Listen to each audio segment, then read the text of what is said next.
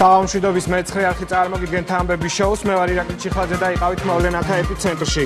პოლიტიკური თუ ტოტალური თვალთვალისა და წამების ისტორია, ფარული ჩანაწერების გასაჯაროების საქმე, პირდაპირ ეთერში ცოტა ხანში საპარლამენტო უმრავლესობის ერთ-ერთი ლიდერი თინა ხიდაშელი შემოგვერთება და სწორედ ამ საკითხთან დაკავშირებით ვისაუბრებთ. საიას ხელმძღვანელმა შინაგან საქმეთა სამინისტრო პროტესტის ნიშნად დატოვა.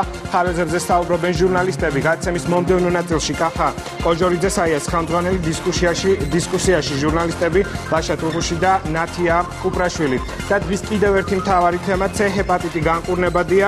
საშუალო სამინისტრო მასშტაბურ პროგრამას იწყებს. თუ საიდან იქნა ფინანსები მოძიებული, ამის შესახებ ჩვენი სტუდიის სტუმრები ისაუბრებენ და უფრო კონკრეტულად გვეტყვიან, რა პერიოდში დაიწყება აღნიშნული პროექტის განხორციელება. ზუსტად 6 საათია, რაც იმას ნიშნავს, რომ ერთად უნდა მოვისმინოთ ახალი ამბები. ნოდარ ჩაჩვა შემოგვიერთდა.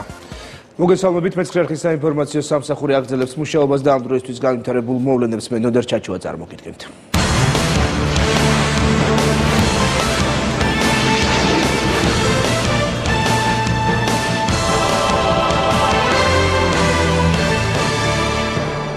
პრეზიდენტის განკარგულებით შეწყალების საფუძველზე მსჯავრდებული მამუკა გულუხია პატიმრობიდან გათავისუფლდა. სასჯელ აღსრულების მინისტრის სოზარ სუბარის განცხადებით გულუხიას შეწყალების თხოვნით პრეზიდენტ სამინისტრომ პატიმრის მძიმე ავადმყოფობის საფუძველზე მიმართა. მინისტრის განცხადებით პატიმარი წამების მსხვერპლი იყო და ამის გამო დაავადმყოფდა. პატიმრის დედა ამბობს, რომ მისი შვილი სასჯელს ნარკოდანაშაულისათვის იხდიდა, თუმცა დედის მტკიცებით მამუკა გულუხიას ნარკოტიკი ჩაუდეს. მამუკა გულუხია რომელიც მძიმე ავადმყოფი იყო და პრაქტიკულად არანაირი საშუალება ლეგალური არ არსებობდა მისი გათავისუფლების გარდა პრეზიდენტის შეწყალებისა. ძალიან დიდი ხნის განმავლობაში ჩვენ თანამშრომლობდით პრეზიდენტის ადმინისტრაციასთან, გავუგზავნეთ წერილი, სადაც ჩამოთვლილი იყო დასაბუთება თუ რატო ექვემდებარებოდა ეს ადამიანი შეწყალებას. რაც აღიარება არ ქონდა, ჩემ შულს არ აღიარა და ამიტომ არ წამოვიდნენ საპროცესოზე და მიცან 10 წელი არაფრის გულისთვის. ჩემი შვილი იმ დღიდან წერს სამკურნალო დაწესებულებაში ნომერ 18-ში გდანის.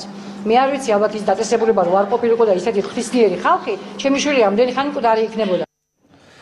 სასჯელ აღსრულებისა და პრობაციის მინისტრის მოადგილემ არჩილ თალაკვაძემ გლანის მერვე დაწესებულებაში სოფლის მეურნეობის სამინისტროს დაკავებული ყოფილი თანამშრომლები მოინახულა. თალაკვაძის განცხადებით გავრცელებული ინფორმაცია, რომ დაკავებულები არაადამიანურ პირობებში იმყოფებიან, სიმართლეს არ შეესაბამება, როგორც მინისტრის მოადგილე განმარტავს. დაკავებულებს ყველა ის პირობა აქვთ შექმნილი, რაც მერვე საპყრობილის ყველა პატიმარს. ძალიან გადაწყვეტ მე პირადად მოვინახულე 6-ვე პირი იმ საკნებში, სადაც ისინი ამ მომენტისთვის იმყოფებიან, ამ მომენტისთვის ყველა მათგანი უზრუნველყოფილია ნორმალური საცხოვრებელი პირობებით. კვების სტანდარტი, სეირნობის უფლება, ოთახის განიავება, განათება, პირადი ჰიგიენა, ექიმთან კონტაქტის უფლება, ინფორმაციაზე ხელმისაწვდომობა, არც ერთი წერილობითი საჩივარი ამ 6 ადამიანის მხრიდან არ არის რეგისტრირებული დაწესებულების ადმინისტრაციაში, რაზეც ჩვენ თქვათ რეაგირება შეიძლება მოგვეხდინა. პირად საუბრებში კი მათ გამოთქვეს რამდენიმე პრეტენზია, რომელიც დაუყოვნებლივ იქნა მოგვარებული. ცხინვალის ციხეში საქართველოს კიდევ 2 მოქალაქე მოხვდა რუსმა ოკუპანტებმა ეგრეთ წოდებული საზღვრის უკანონოდ გადაკვეთის ბრალდებით გორის მუნიციპალიტეტის სოფელ წითელუბნის მკვიდრები ზაზა ხიდაშელი და მალხაზ ედიშერაშვილი დააკავეს. მათი აყვანა იმ დროს მოხდა, როდესაც ისინი ეგრეთ წოდებული საზღვრის სიახლოვეს პირუტყვს წყებსავდნენ. თვითმხილველების განცხადებით ხიდაშელსა და ედიშერაშვილს ეგრეთ წოდებული საზღვარი არ გადაუკვეთია და ისინი ქართველი სამართალდამცავების კონტროლირებად ტერიტორიაზე დააკავეს. მომხდარის შესახებ საქმის კურსია შინაგან საქმეთა სამინისტრო ინფორმაცია ევროკავშირის სადამკვირვებლო მისიასაც უკვე მიაწოდეს. საქართველოს ტერიტორიაზე გაიყვანეს 12 საათიდან პირველის ნახევარამდე გაიყვანეს. არ ქონდნენ გადაკვეთილი. როგორ გადაკვეთავდა საზღვარო ყანათესია იქო. ყანაში ვარ ნახე რა შევიდოდა. ბაღში ვიყო ბალახს გულეჯავდი და არაფერი არ ვიცოდი. მე მანქანები და ეს რაღაცები რო დავინახე, მაშინ გამოვედი და მე იმას ქრა. მეზობლის ქალმაც დამიერეკა, რომ ეს სადაც შენი მეუღლე და ნახირში ამეთქი და რა ვიცი გოგოსი ამავე წაიყვანესო და წამოვედი და აქ ახლა იმის მერე. 2 პიროვნებაა დაკავებული, ხიდაშელი ზაზა და ედიშერაშვილი მალხაზი. ნახირი ყავდათ გამორეკილი სოფლის და აი ამ დროს მოხდა მაგათი აყვანა. EUTOS უმაღლესი კომისარი ეროვნული უმცირესობის საკითხებში კნუტ ვოლებეკი დღეს საოკუპაციო ხაზის გასწვრივ არსებულ ვითარებას ადგილზე გაეცნო. მან შინაგან საქმეთა სამინისტროს საინფორმაციო ანალიტიკური დეპარტამენტის წარმომადგენლებთან ერთად სოფლები დიცი და დიდი ხურვალეთი მოინახულა. შეხვედრის დასრულების შემდეგ EUTOS უმაღლესმა კომისარმა კნუტ ვოლებეკმა აღნიშნა, რომ ნანახი ძალზე შეშფოთებულია, რადგან მოხდა ოჯახების ეზოების გაყოფა. ადგილობრივ მოსახლეობას შეექმნა უამრავი საჭიროებო პრობლემა, კერძოდ ისინი შეზღუდულები არიან წყლის რესურსების გამოყენებაში, ახლობლების საფლავების მონახულებასა და თავისუფალ გადაადგილებაში. უმაღლესი კომისრის თქმით, მიმდინარე პროცესი მათი უსაფრთხოების საკითხსაც ეხება. დღეს მოვინახულე სოფლები ხურვალეთი და დიცი. შეშფოთებული ვარ იმ ფაქტით, რომ მავთულფლარტები ოჯახებსა და სოფლებს ერთმანეთისგან ყოფს. მოსახლეობა საკუთარ მიწებსა და სასაფლაოებზე ვეღარ გადადის. ეს პრობლემა ჰუმანიტარულ ხასიათს ატარებს და ასევე უსაფრთხოების საკითხიცაა, რადგან საზოგადოებაში დაძაბულობა ჩნდება. მიუმართავ პასუხისმგებელ უწყებებს, რაც შეიძლება სწრაფად მოხსნან გამყოფი ხაზები და აღარ აღმართონ მართულფლარტები იქ, სადაც საზღვარი მანამდე არ იყო. მაშინ, როცა მსოფლიოში უფრო და უფრო ფართოვდება ღია საზოგადოება და იშლება საზღვრები, ამ რეგიონში პირიქით ჩნდება ახალი გამყოფი ზოლები. ირაკლი ღარიბაშვილის მედიის ხელმძღვანელი პირებისა და არასამთავრობო ორგანიზაციების წარმომადგენლების შეხვედრა დასრულდა. შინაგან საქმეთა მინისტრმა სამოქალაქო სექტორისა და მედიის წარმომადგენლებს სამეგრელოში საიდუმლო სამალავებში აღმოჩენილი ვიდეო მასალა გააცნო. შეხვედრა პროტესტის ნიშნად საზოგადოებრივი მაუწყებლის ორმა თანამშრომელმა და არასამთავრობო ორგანიზაციების რამდენიმე წარმომადგენელმა დატოვა. ცლად ამ თემაზე საინფორმაციო გამოშვების დასრულებისთანავე ირაკლი ჩიხლაძის გადაცემა ღია თამაშში.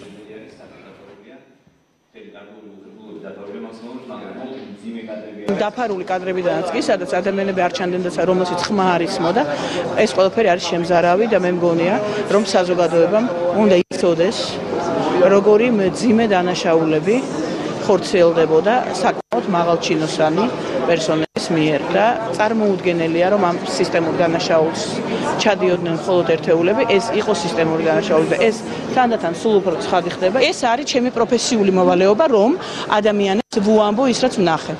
ეს არის მე ჟურნალისტი ვარ. ჩემი მოვალეობა არის გავავრცელო ინფორმაცია. შემაშფოთებელი, რაც ჩემთვის იყო, ეს არის ის დაპირისპირება, მოდი ესე დავარქვათ, რაც გამოიწვია თვითონ პროცესმა ამ კადრების ჩვენებით. ჩემი აზრით საკმაოდ კომპეტენტური პრეტენზიები იყო დასახელებული არასამთავრობო სექტორის წარმომადგენლების მხრიდან და ცალკეული ჟურნალისტების მხრიდან. სამწუხაროა, რომ მათივე კოლეგების ნაწილმა ეს ყველაფერი არ გაიზიარა.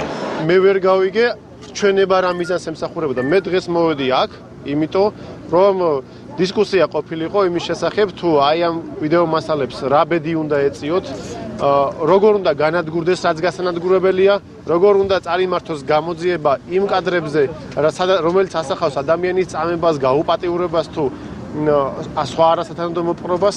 ეს არის მთავარი პასუხგასაცემი კითხვები. ჟურნალისტების ნაწილი თვლიდა, რომ ეს კადრები უნდა ენახებინათ, ზოგი თვლიდა, რომ არა. შემდეგ მოხდა ჟურნალისტებს შორის დაპირისპირება, ასე ვთქვათ, სიტყვიერი. ამის შემდეგ ჩვენ ჩავთვალეთ საჭიროდ, რომ დაგვეტოვებინა, იმიტომ რომ ჩვენ არ გვინდოდა, რომ გვენახებინა ეს კადრები. საქართველოს მთავრობის განკარგულებით 452 დევნილს საცხოვრებელი სახლის სიმბოლურ ფასად ერთლარად საკუთრებაში გადაეცა. ინფორმაციას ოკუპირებული ტერიტორიებიდან იზოლებით გადაადგილებულ პირთა განსახლებისა და ლტოლვილთა მინისტრი ავრცელებს. დავით დარახველიძის ინფორმაციით მიმდინარე წელს სახლის საკუთრებაში ჯამში 900-მდე დევნილმა მიიღო, რაც შეეხება თბილისში ბინებით დაკმაყოფილების საკითხს. მინისტრის ინფორმაციით დედაქალაქში საცხოვრებელ ფასს მიიღებენ ის პირები, ვინც თბილისში რეგისტრირებულია 1 ივნისამდე, 1 ივნისის შემდეგ რეგისტრირებული პირების ბინის საკითხი კი დავით დარახველიძის განმარტებით 5 წელიწადზე ადრე ვერ განიხილება. მთავრობის გადაწყვეტილებითვე სტატუს მიღებული მაჰმადიანი მესხებისთვის მოქალაქეობის მიღების პროცედურა გამარტივდა, როგორც დავით დარახველიძემ განმარტა, ეს ევროსაბჭოს წინაშე აღებულ ვალდებულებების შესრულებას გააუმჯობესებს. დევნილებთან დაკავშირებით უნდა გითხრათ, რომ დღეს მთავრობის განკარგულებით 452 დევნილს საკუთრებაში სიმბოლურ ფასად ერთლარად გადაეცა საცხოვრებელი ფართი. ეს უკვე მიმდინარე წელს არის 900-მდე ოჯახისათვის გადაცემული ფართის საკუთრებაში, რაც ვფიქრობ, რომ ძალიან სასიხარულო და მნიშვნელოვანია. წლის ბოლომდე კიდევ ერთი ამდენი თუ მეტი არა გადაეცემათ დევნილებს საკუთრებაში. მეორე თემა ეს არის რომ სტატუსი მიღებული მაჰმადიანი მესხებისთვის მოქალაქეობის მიღების პროცედურა გამარტივდა. ასეთი იყო ამ დროისთვის განვითარებული მოვლენები მეცხრე საინფორმაციო სამსახური მუშაობა 19 საათზე გააგრძელებს. დროებით დაგემშვიდობები ნოდარ და დღის მთავარი თემა განვიხილოთ პოლიტიკური თუ ტოტალური წამებისა და თვალთვალის ისტორია. საიდუმლო სამალავში აღმოჩენილ ფირებზე ადამიანების წამება და გაუპატიურება ასახული. ციხის კადრები ძალიან მსუბუქი ვარიანტია აღმოჩენილ მასალებთან შედარებით. ამ შეფასებას მინისტრი ღარიბაშვილი აკეთებს. დღეს შინაგან საქმეთა სამინისტროში მედიისა და არასამთავრობო ორგანიზაციების წარმომადგენლები მიიპატიჟეს იმ სკანდალური ჩანაწერების სანახავად, რომლებზეც ღიად საუბარი, მით უფრო გასაჯაროება ეთიკას მოკლებული. როგორ უნდა მივაწოდოთ საზოგადოებას ინფორმაცია ან რას ემსახურება ძალოვან უწყებაში განადგურების ნუსხაში მოხვედრილი კადრების მესამე და მეოთხე სექტორისთვის ჩვენება. რაც შეეხება დიპლომატიურ კორპუსს, მათ უკვე იხილეს კადრები, რაზეც ბოლო 2 დღის მანძილზე უამრავი კითხვა დაგროვდა. საქართველოს შინაგან საქმეთა სამინისტროში განვითარებულ მოვლენებთან დაკავშირებით ელჩი ნორლანდი კომენტარს აკეთებს და ამბობს, რომ ამას რძენი და შემაშფოთებელი კადრები იხილა, რაზეც დაუყოვნებლივ უნდა დაიწყოს გამოძიება. მოდით დავიწყოთ მსჯელობა და ღია ეთერში მოვისმინოთ პოზიციები, როგორც ხელისუფლების წარმომადგენელთა, ასევე არასამთავრობო ორგანიზაციისა და ჟურნალისტების. ჩვენი სტუდიის სტუმარი პირველ რიგში არის საპარლამენტო უმრავლესობის წარმომადგენელი ქალბატონი თინა ხიდაშელი. საღამომშვიდობის, დიდი მადლობა რომ ხართ ჩვენი სტუდიის სტუმარი. ქალბატონო თინა, როგორც თქვენ აცხადებთ და არა მარტო თქვენ ყოფილი უფლებადამცველები არ არსებობენ. სწორედ ამით მინდა დავიწყოთ თქვენთან საუბარი. დღეს არასამთავრობო ორგანიზაციების წარმომადგენელთა ნაწილმა დატოვეს სხდომა და არ ნახეს კადრები, რომლის შესახებაც ბოლო 2 დღის განმავლობაში საკმაოდ ბევრს საუბრობდნენ, რომ აქ არის სერიოზული საკმაოდ მძიმე კადრები. თქვენ როგორ შეაფასებთ ამას, უნდა დაეტოვებინათ თუ მათი მოვალეობა იყო რომ ეს კადრები ენახათ? მოდით ორად გავყოთ. თუ დატოვეს, მაშინ და ჩემი თავიდან დავიწყოთ. ჩემი პოზიცია რომ არ უნდა დაეტოვებინათ. დიახ. მათ იცოდნენ რატომ მიდიოდნენ. მე არც ხეთქას ბევრი რამე გავიგე ამ ადამიანების ნათქვამებიდან, რომ იმიტომ დატოვეს, რომ ზოგი ამბობს, რომ იმიტომ დატოვეს, რომ არ იცოდნენ წინასწარ რა უნდა ენახათ და მეორენი ამბობენ, რომ იმიტომ დატოვეს, რომ იქ რო გაიგეს რა უნდა ენახათ.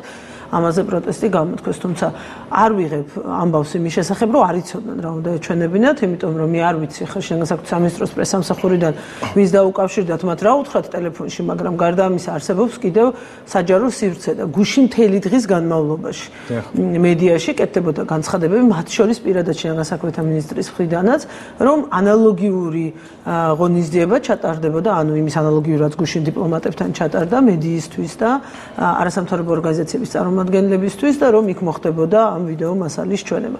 ამიტომ ახლა საუბარი იმაზე, რომ მათ ეს არ იცოდნენ და მათთვის ეს იყო სიურპრიზი, ძალიან უსამართლოა სხვა სიტყვა, რომ აღარ გამოვიყენოთ. მათ იცოდნენ, რისთვის მიდიოდნენ, მივიდნენ და შემდეგ ეხლა რაც შეეხება მეორე ნაწილს, რატომ იმაჩნია რომ უნდა დარჩენილიყვნენ? უნდა დარჩენილიყვნენ იმიტომ, რომ ეს არის მათი პირდაპირი მოვალეობა. ადამიანის უფლებების დამცველი ორგანიზაცია,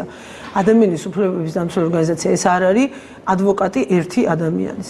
ეს არის ორგანიზაცია, რომელიც იკვლევს, აანალიზებს, ანგარიშებს აქვეყნებს ქვეყანაში ადამიანის უფლებების მდგომარეობის შესახებ. შეუძლებელია მათ მიმართოს ყველა მსხვერპლმა, შეუძლებელია მათ კონკრეტულად შეისწავლონ ყველა საქმე, როდესაც ამ ანგარიშებს წერენ.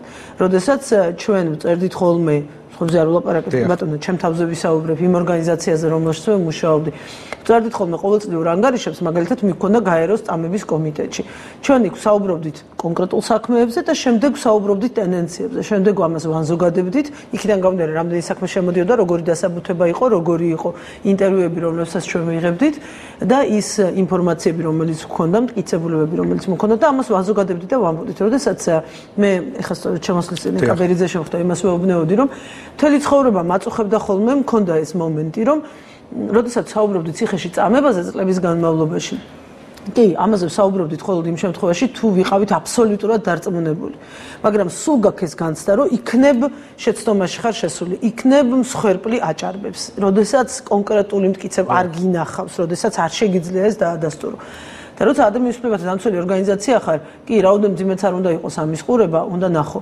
იმისათვის რომ იყო მყარად იმაში, რისთვისაც იბრძვი, იყო მყარად იმაში, რასაც ებრძვი, რაზე პასუხისმგებლობის მასაც ითხოვ და იმისათვის რომ მომავალში ხვალდაზე არასოდეს აღარ მოხდეს, ამისთვის უნდა იბრძოლო. მე არ მესმის, ეს არის მათი სამსახური. ამას ვალოს სრული ისინი ამბობენ, რომ მზად იყვნენ დისკუსიისთვის, თუ როგორ უნდა მომხდარიყო ამ კადრების განადგურება და არაჩვენება და აქ საინტერესოა. მიზანი იგივე მე არ გულისხმობ მარტო არასამთავრობო ორგანიზაციას. იქ იმყოფებოდნენ მედიის წარმომადგენლები. რა იყო ჩვენების? რატომ ნახეს და რას გულისხმობდა სამინისტრო, როდესაც მედიის ასე ჩვენებს აქვს ერთადერთი მიზანი და ის არ მომხდარა ექსკლუზიურად საქართველოში და არ არის რაღაცა პირველი და გაუგონარი ამბავი. ეს ყოველთვის ყველა ქვეყანაში ხდება, როდესაც დანაშაული არის მასშტაბური, სისტემური და როდესაც უკვე ვლაპარაკობთ არა ერთი კონკრეტული ადამიანის დარღვეულ უფლებაზე, ან ერთ კონკრეტულ მანიაკზე, რომელიც აწამებს, აუპატიურებს და შეურაცხყოფელი ქმედებებით არის პატემის დაკავებული. არამედ როდესაც ვსაუბრობთ სისტემურ დანაშაულზე. სწორედ ამაზე ვამბობდი წეღან მე, როდესაც ვსაუბრობდი იმაზე, რომ შეიძლება თუ არა ამის განზოგადება, ამისთვის სჭირდება უფლებადამცველს ხელმისაწვდომობა ასეთ ინფორმაციასთან და მათ დღეს უარი თქვეს პრაქტიკულად საკუთარი სამსახურის საკუთარი საქმის კეთებაზე, ასე ვთქვათ. ხო, მიზანი ამას აქვს ის, რომ საზოგადოება უნდა იცოდეს. სახელმწიფო ხელისუფლება არის ვალდებული, როდესაც მისთვის ცნობილი ხდება ასეთი ტიპის მასშტაბური დანაშაულების შესახებ, სახელმწიფო არის ვალდებული, რომ ამის შესახებ ინფორმაცია მიაწოდოს საზოგადოებას. მარტივი კითხვა დავსვათ, თქვენ ყოველ დღე ჟურნალისტი ხართ, მედია საშუალებაში მუშაობთ და ყოველ დღე აშუქებთ ამბავს იმის შესახებ, რომ გაიქურდა სავალუტო ჯიხური ან არ ვიცი, მოკლედ რაღაცა წვრილმანი დანაშაულების შესახებ. რატომ აშუქებთ? იმ ადამიანებთანაც მაქვს კითხვა, ვინც დღეს დატოვა მაგალითად და პროტესტს ამბობდა მედიის წარმომადგენლებთან. ამაშია საქმე ზუსტად. რატომ რა შეაინტერესებს საზოგადოებას? ანუ მედია ხო რას აშუქებს? რასაც თulis, რომ საზოგადოებისთვის განსაკუთრებით მნიშვნელოვანი არის ამის ცოდნა, ხო? და რომელიმე ჟურნალისტი ხა სერიოზულად დამიწყოს რომ იმაზე ლაპარაკს, რომ საზოგადოებისთვის განსაკუთრებით მნიშვნელოვანია იცოდეს სავალუტო ჯიხურის გაქურდვის ამბავი. და საერთოდ არ აქვს საზოგადოებას ინტერესი იმის შესახებ იცოდეს, რომ მათ 9 წლის განმავლობაში ყავდა ხელისუფლება, რომელიც სისტემატიურად აწამებდა, რომელსაც პოლიტიკის დონეზე ქონდა აყვანილი ჯერ წამება, მერე ამის გადაღება და ამ ადამიანის მსხვერპლის ახლობლების ნაცნობ მეგობრების დაშანტაჟება. ამას თუ ვინმე სერიოზულად შემომეკამათება, რა თქმა უნდა, მე ბოდიში მოვიხდი და გავჩუმდები. ერთი და მეორე რატომ ჩვენება, ხო? თქვათ, ეს შეიძლება და ამაზე დისკუსია ყოფილიყო, შენასაკუთრ მინისტრს მოეყოლა მათთვის და ამითი, მოკლედ ინფორმაცია მაინც გავიდოდა. ჩვენება იმიტომ, რომ მე სწორედ აქ თქვენთან ეთერში ვთქვი გუშინ, რომ თუ აღარ ვიცი უკვე რომელ ეთერში რა მნიშვნელობა აქვს, რომ მე ვიცოდი ამის შესახებ, ეს არ მინახავს ეს კადრები, მაგრამ მოყოლით ვიცოდი რა იყო ამ ვიდეო მასალაზე და მე ვამბობდი, რომ მე ვფიქრობ, რომ საზოგადოება მოსახლეობა უნდა მოსახლეობას მოკლედ არ უნდა ვაჩვენოთ და მე დღესაც ეს პოზიცია მაქვს გამომდინარე იმ სისასტიკის ხარისხიდან, რომელიც ამ კადრებშია. მაგრამ ინფორმაციის მატარებელმა, რომელსაც პრეტენზია აქვს, რომ ამის წინააღმდეგ იბრძოლოს დღეს, ხვალ და ზეგ, ეს უნდა იცოდეს. იმისათვის, რომ ეფექტური იყოს ერთის მხრივ შინაგანსაკუთრების სამინისტროს საქმიანობა და მეორეს მხრივ ამ ადამიანების მხრიდან შინაგანსაკუთრების სამინისტროს კონტროლი ხვალ. იმის ნაცვლად, რომ ასეთი გახსნილობისთვის და ტრანსპარენტულობისთვის მადლობა ეთქვათ ირაკლი ღარიბაშვილისთვის, დღეს ჩვენ რაღაცა საოცრებებს ვისმენთ და გულწრფელად გეუბნებით, აი აბსოლუტურად გაოცებული ვარ განსაკუთრებით იმ შემთხვევებით, როდესაც ადამიანები, რომლებმაც ჩვენებამდე დატოვეს, ანუ საერთოდ არც ერთ კადრი არ ვნახავთ, გამოდენა შემდეგ კამერების წინ კეკლოცობენ, ინტერვიუზე უარსაც კი არ ამბობენ და პასუხობენ, იცით რა, მე კი არ მინახავს, მაგრამ აი ამბობენ, რომ იქ ადამიანების იდენტიფიცირება თურმე შესაძლებელი იყო. და მე ყველა მეუბნება, რომ ეს იყო შეუძლებელი. რატო დატოვეს ერთ-ერთი არასამთავრობო ორგანიზაციის წარმომადგენელი გადაცემის მეორე ნაწილში თავად ისაუბრებს. ასევე ელჩები იმყოფებოდნენ გუშინ სამინისტროში და მათი კომენტარები საკმაოდ შემაშფოთებელი, ესენი ამბობენ, რომ გამაუგნებელი და ამაზე რძენი იყო ის, რაც იხილეს. არ იყო საკმარისი თავისუფლად დიპლომატიური კორპუსის საქმის კუში. ჩვენ ანგარიშვალდებული დიპლომატიური კორპუსის წინაშე არა ვართ. ჩვენ საკუთარი მოსახლეობის წინაშე ვართ პირველ რიგში ანგარიშვალდებული და მერე ვარ საერთაშორისო თანამეგობრობის ხო, მერე ვარ საერთაშორისო თანამეგობრობის წინაშე, ანუ მარტო მათ წინაშე, უბრალოდ პირველ რიგში სხვა ვინმეს წინაშე ვართ ანგარიშვალდებული. და რატომ გახდა საჭირო? იმიტომ რომ ჯერ ერთ იმიტომ რომ საქართველოს არის ნაწილი ამ საერთაშორისო თანამეგობრობის და შესაბამისად ანალოგიური ტიპის უფრო მცირე დოზით, მაგრამ მაინც ვალდებულებები გვაქვს ჩვენ იმ დემოკრატიული საზოგადოების წინაშე, რომლის ნაწილადაც ყოველ შემთხვევაში ვიბრალებთ და ვიჩემებთ რომ ვართ, თუმცა ამ კადრების მნახველს ნაკლებად დარჩება იმის შთაბეჭდილება, რომ საერთოდ რამე საერთო შეიძლება გქონდეს ცივილიზებულობასთან და მეორე იმიტომ რომ იცით თქვენ რა ტიპის შეტევას ანხორციელებენ დასავლეთში დღევანდელი ხელისუფლების წინააღმდეგ, არა იმიტომ რომ ჩვენ ცუდები ვართ, არამედ იმიტომ რომ თურმე ისინი ვინც აღარ არიან ხელისუფლებაში იდეალურები იყვნენ. იმიტომ რომ კეთდება განცხადებები იმ შესახებ, რაც მაგალითად იპიპი ამბობს რომ დემოკრატიის მდგომარეობა უარესდება. დიახ, ჩვენ აუცილებლად უნდა დაუმტკიცოთ ყველაზე უფრო დიდ სკეპტიკოსსაც კი, რომ ეს არ არის სიმართლე. რომ ჩვენ ცხოვრობდით აბსოლუტურ არ ვიცი რა სიტყვა ვიხმარო, აბსოლუტურ კატასტროფაში ამ წლების განმავლობაში საქართველოს 1 ოქტომბერს თავი გაითავისუფლა ამ კატასტროფიდან და ვისაც არ უნდა გაიგოს და დაინახოს სინამდვილეში რასთან მქონდა საქმე, ეხლა მე კიდევ უფრო მეც ვიტყვი, ეს ჩემი პირადი აზრია, მაგრამ იმედი მაქვს რომ ამ მოსაზრებას გაიზიარებენ ჩემი მეგობრები, რომ მე პირადად მზად ვარ, რომ ნებისმიერ ადამიანს იპიპის ხელმძღვანელობას არ ვიცი, ვისაც აქვს კითხვები და აზრები, ანუ მერაბიშვილის პოლიტპატიმრობასთან დაკავშირებით, წინა ხელისუფლების დემოკრატიულობასთან და ადამიანის უფლებებისთვის ბრძოლასთან დაკავშირებით, ყველას ვაჩვენოთ ეს მასალა. იმიტომ რომ ხანდახან არის მომენტი, როდესაც შოკში უნდა ჩააგდო ადამიანი, როგორც ჩანს, იმისთვის რომ გაიგოს სიმართლე. ჩვენ შეგვიძლია ვთქვათ, რომ ეს პოლიტიკური დაკვეთა იყო ის ფარული ჩანაწერები, რომელზეც ბოლო 2 დღის განმავლობაში ვსაუბრობთ. პოლიტიკური დაკვეთა არ ვიცი, მგონი არასწორი სიტყვებია, მე ვიტყოდი რომ ეს იყო სახელისუფლებო პოლიტიკა 9 წელს განმავლობაში. სისტემური დანაშაული. ეს იყო სისტემური დანაშაული, ეს იყო სახელისუფლებო პოლიტიკა, ეს იყო მართვის სტილი, რომლითაც მორჩილებაში ყავდათ მოსახლეობა. მე ეხა Facebook-ზე ჩემი რაღაც კომენტარი დავწერე და ბოლოში ჩემთვის ყველაზე მნიშვნელოვანი რამე დავამთავრე, რომ ეხაც მინდა ვთქვა, რომ პრობლემა კიდევ ამ ყველაფრის იცით რა არის და მათ შორის არასამთავრობო ორგანიზაციებისაც. რომ არავინ ამის შესახებ არავის არ ელაპარაკებოდა. და აქ ყველაზე კარგად ჩანს ის, რომ დანაშაული იყო სისტემური და იყო პოლიტიკის ნაწილი. აქ მხოლოდ ის კი არ არის, რომ ვიღაც იყო მსხვერპლი და ვიღაც იყო ჯალათი, კონკრეტული ადამიანები. პრობლემა ისიც არის, რომ შემდეგ იმ მსხვერპლის და ჯალათის ამ კონტექსტიდან გამომდინარე, მთელი საზოგადოება, ან მისი უდიდესი უმრავლესობა იყო მსხვერპლი. სწორედ ამით აიხსნება ვიდეო ჩანაწერები.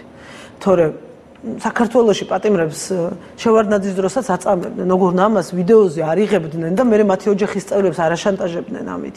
მათ მეგობრებს არ აშანტაჟებდნენ და ამითი დუმილს არ მოიპოვებდნენ. ამ ყველაფრის სისტემურობის და სახელმწიფოებრივი რანგის დანაშაულის დამადასტურებელი არის სწორედ ის, რომ ვიდეო ჩანაწერები არსებობს. ეს არის დაკავებული თავდაცვისა და შინაგან საქმეთა სამინისტროების პირველი პირები. ხომ არ ფიქრობთ, რომ გამოიკვეთოს ამ ყველაფრის შემდეგ უკვე თავთ ქვეყნის პირველი პირის ბრალეულობა?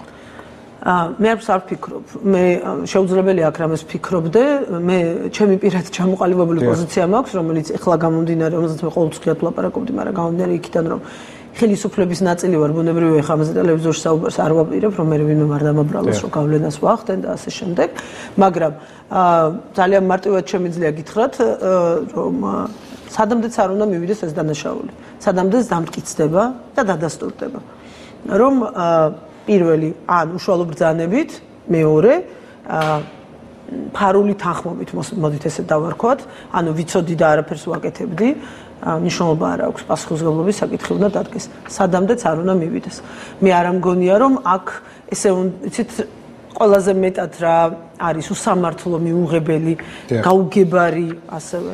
როდესაც ამბობენ, რომ არა, ხო, გავიგეთ, კი, ყველაფერი გავიგეთ, ოღონდ აი 1 ოქტომბერს მოსახლეობამ ხო გასცა პასუხი ამ ყველაფერს და პოლიტიკურად ხომ პასუხი აგეს, გოგა გაბაშვილი მეუბნებოდა იმ დღეს ეთერში დებატების დროს, რომ კი, მაგრამ ჩვენ ხო მოსახლეობამ ამ ყველაფერზე პასუხი გაგცა.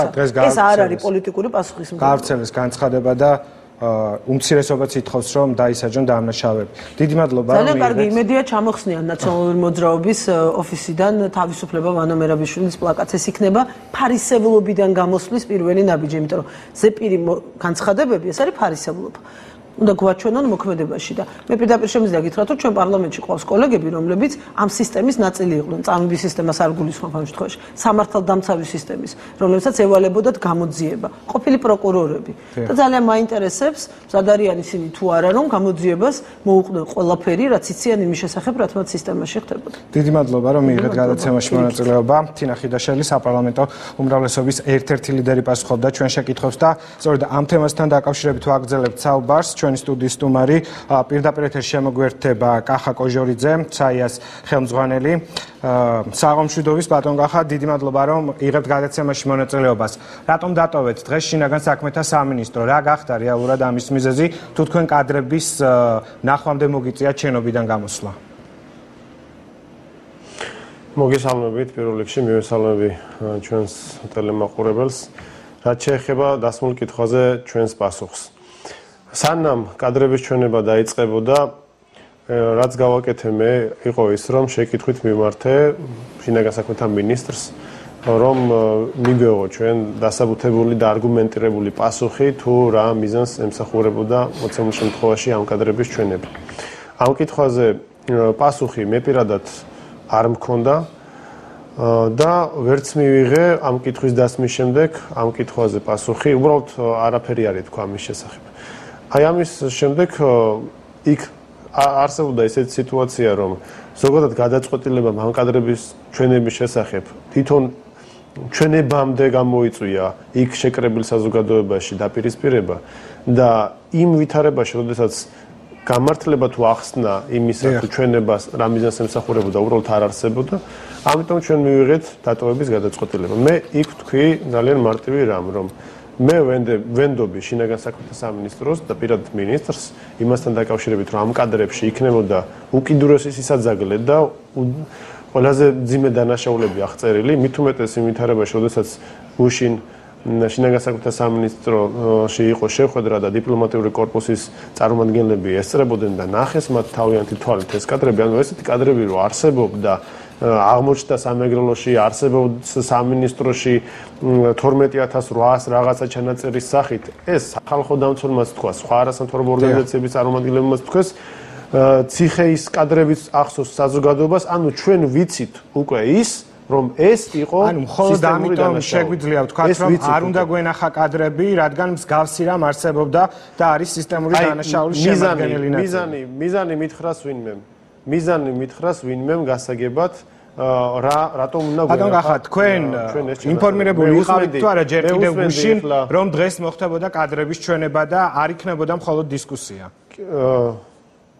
კი ბატონო, გეტყვით ამის შესახებ, მე გუშინ როცა ამ შეხვედრის შესახებ მოწვევა მივიღე შინაგან საქმეთა სამინისტროდან დამირეკეს და მითხრეს, რომ კადრებთან დაკავშირებით იგეგმება შეხვედრა, მაგრამ ამ შეხვედრაზე რო მოხდებოდა ამ ჩანაწერების ჩვენება ამის შესახებ შინაგან საქმეთა სამინისტროდან დარეკვის დროს მათ არ უთქვამთ, თუმცა შემდეგ გავრცელებული ინფორმაციის საფუძველზე მე მქონდა იმის ალბათობა ცხადია, რომ აქ მოხდებოდა კადრების ჩვენება. თუმცა მე მაინც გადავწყვიტე მისვლა იმ მიზნით, რომ გამეგო პირველი ის, რომ რა მიზანს ემსახურებოდა ეს, მეორე ის, რომ იქნებ კადრებამდე ყოფილიყო დისკუსია ჩემთვის უფრო მნიშვნელოვან საკითხებზე, თუ როგორ უნდა მოიქცეს ამ შემთხვევაში სამართალდამცავი ორგანოები, გამოძიება რა ეტაპზეა, რამდენი პირია დაკავებული, რა ტიპის დანაშაულებზეა აქ საუბარი, 5-10 თუ რაღაც ვიდეო ფაილის ჩვენები და არც მოხდა ამდენი ამოდენობით მოცემულ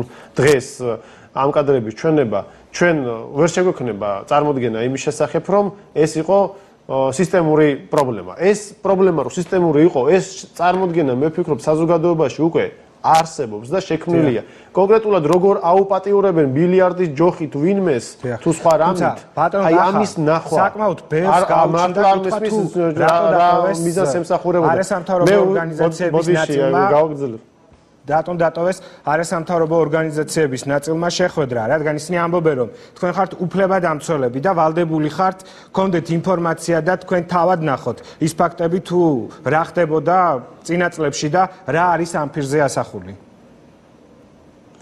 კი ბატონო, ახალგაზრდა იურისტთა ასოციაციას ვამბობ სრული პასუხისმგებლობით, არ ჭირდება კონკრეტული გაუპატიურების კადრის ნახვა იმისთვის, რომ ებრძოლოს წამების ფაქტს. რა საჭიროა? წამებას რომ უნდა ვებრძოლოთ ჩვენ ისედაც ვიცით. გაუპატიურების კადრები რო იქნებოდა იქ ჩაწერილი, ეს ჩვენ ვიცით. კონკრეტულ ადამიანს თუნდაც თვალებზე რაღაცა მიფარებულს როგორ აუპატიურებს ვინ ვიღაცა ამის ნახვა რა აუცილებლობაა. ვინმე ამაზე პასუხი გამცეს. მე მქონდა შესაძლებლობა რომ მომესმინა თქვენი სტუმარის ქალბატონ თინა ხიდაშელის მოსაზრებები ამ საკითხთან მიმართებაში.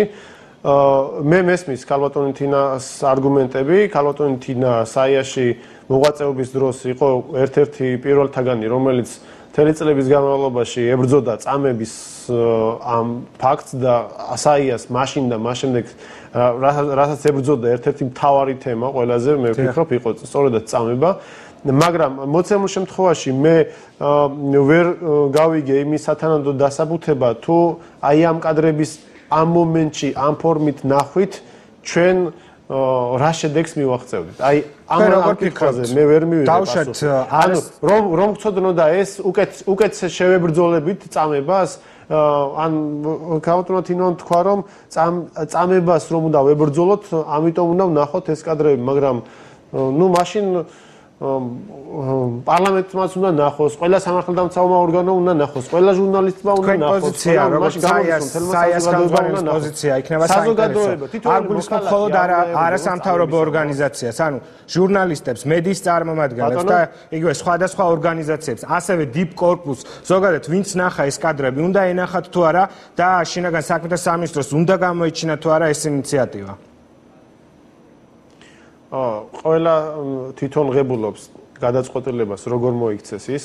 მე ჟურნალისტების მესმის, რომლებიც ამბობენ, რომ მე ვნახე ეს იმიტომ, რომ საზოგადოებისთვის მიმეტანა ინფორმაცია. გასაგებია ჩემთვის ჟურნალისტის პოზიცია, ის თავის პროფესიულ საქმიანობას ასრულებს და ის ამ გადაწყვეტილებას ღებულობს, მაგრამ ადამიანის უფლებათა დამცველის გადასახედიდან მე ვფიქრობ ჩვენ სწორი გადაწყვეტილება მივიღეთ. უბრალოდ მიუხედავად იმისა სათანადოდ იდენტიფიცირებული იყო თუ არა იმ ადამიანთა ვინაობა, ვინც ამ პირებზე იყო თუ არ იყო რა ინფორმაცია მათი მდგომარეობა.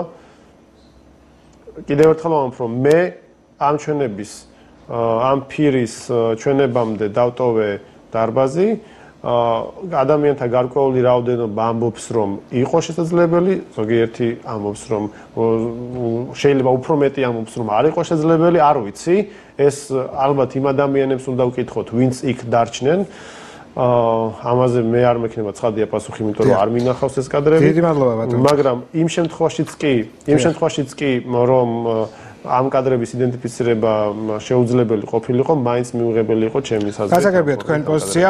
დიდი მადლობა რომ მიიღეთ გადაცემაში მონაწილეობა. კახა კოჟორიძე, საიას ხელმძღვანელი პასუხობდა ჩვენს შეკითხვებს. რეკლამის შემდეგ უკვე ჟურნალისტებთან ერთად გავაგრძელებთ დისკუსიას სწორედ აღნიშნულ საკითხთან დაკავშირებით. ჩვენ დავბრუნდით პირდაპირ ეთერში, ეს არის ირაკლი ჩიხლაძის ღია თამაში და ჩვენი სტუდიის სტუმრები არიან ლაშა ტუღუში, გაზეთ რეზონანსის მთავარი რედაქტორი და ნათია კუპრაშვილი, რეგიონული მაუწყებელთა ასოციაციის ხელმძღვანელი. საღამომშვიდობის. დიდი მადლობა რომ იღებთ გადაცემაში მონაწილეობას. საღამომშვიდობის ქალბატონ ნათია.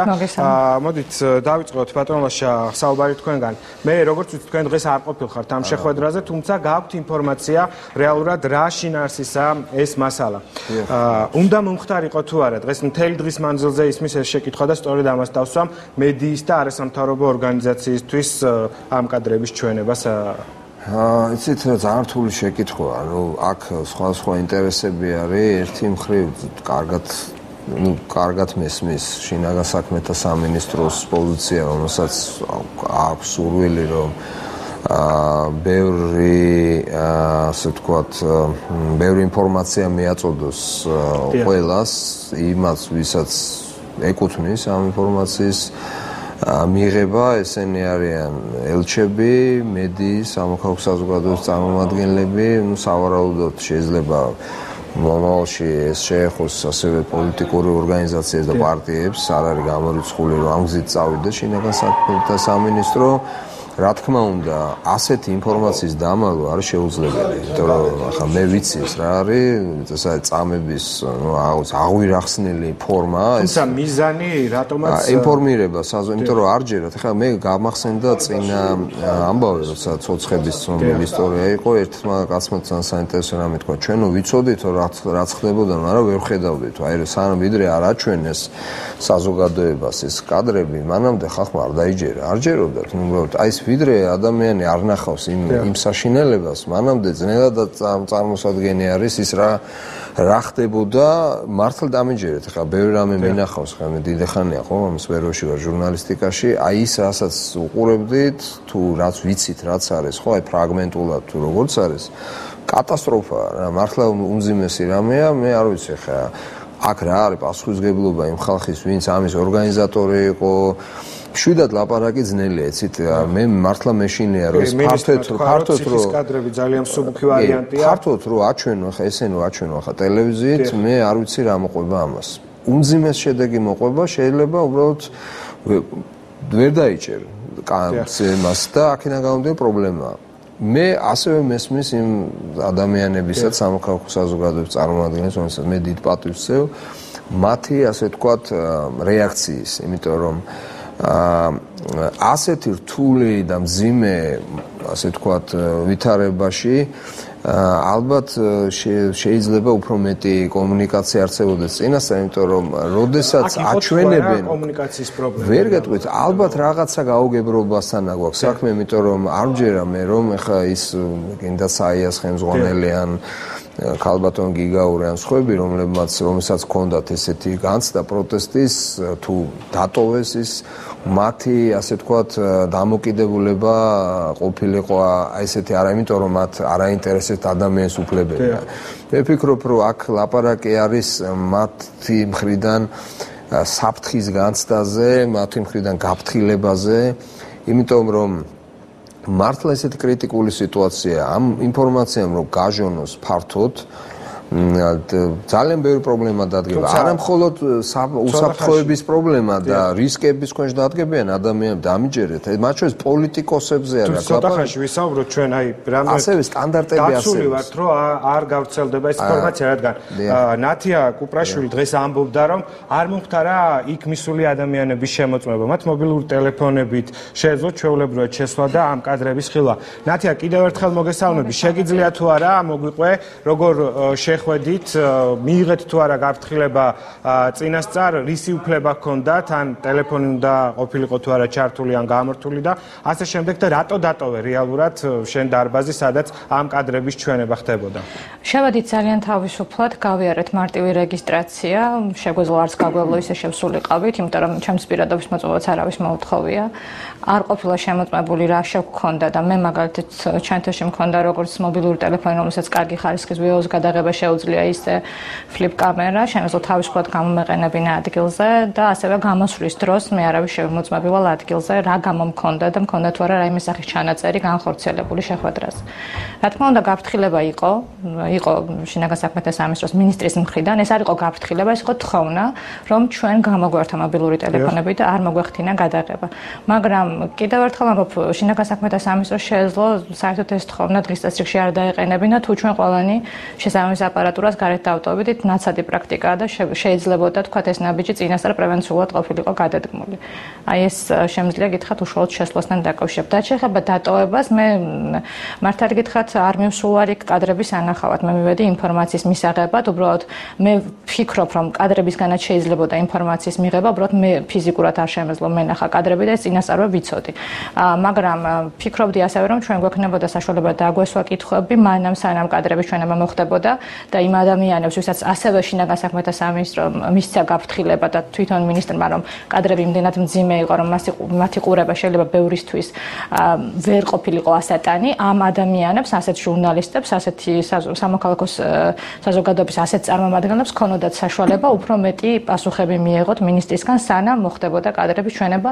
მე სამწუხაროდ ამის საშუალება არ მქონდა, ისევე როგორც იმ ადამიანებს, რომელმაც ჩემთან ერთად ან ჩემამდე დატოვეს შეხვედრა. დიდი მადლობა ნათია სამწუხაროდ მე არ მესმის შენი ხმა იმედია ტექნიკური პრობლემა მოგვარდება ბატონ ლაშასთან გადავინაცვლებ შემდეგ ისევ დაგიბრუნდები ბატონ ლაშა რა საფრთხე შეიძლება არსებობდეს იმისა რომ ამ კადრების გავრცელება მოხდეს ჩვენ ნათიასაც უსმენდით შესაძლოა ვინმე მოახერხა თუნდაც ტელეფონით ამის გადაღება იცით რა საფრთხე შურისძიება იმიტომ რომ როდესაც ადამიანს ასე სასტიკად უსწორდებიან ეს ამისი ატანა არის ძალიან ძნელი იცით თქვენ მე დარწმუნებული ვარ პირდაპირ გეტყვით ადამიანები ჯანმრთელი მამაკაცების ხალების არ აქვს მნიშვნელობა რო შესწრებოდა ამ სცენას ფიზიკურად რა რაც ხდებოდა ხო რაც არის გადაღებული ხო დარწმუნებული ვარ რომ აბსოლუტურად არაადეკვატური კანონთან მიმართებაში საქციელის მოწმე გავხდებოდით ანუ არ ვიცი ხა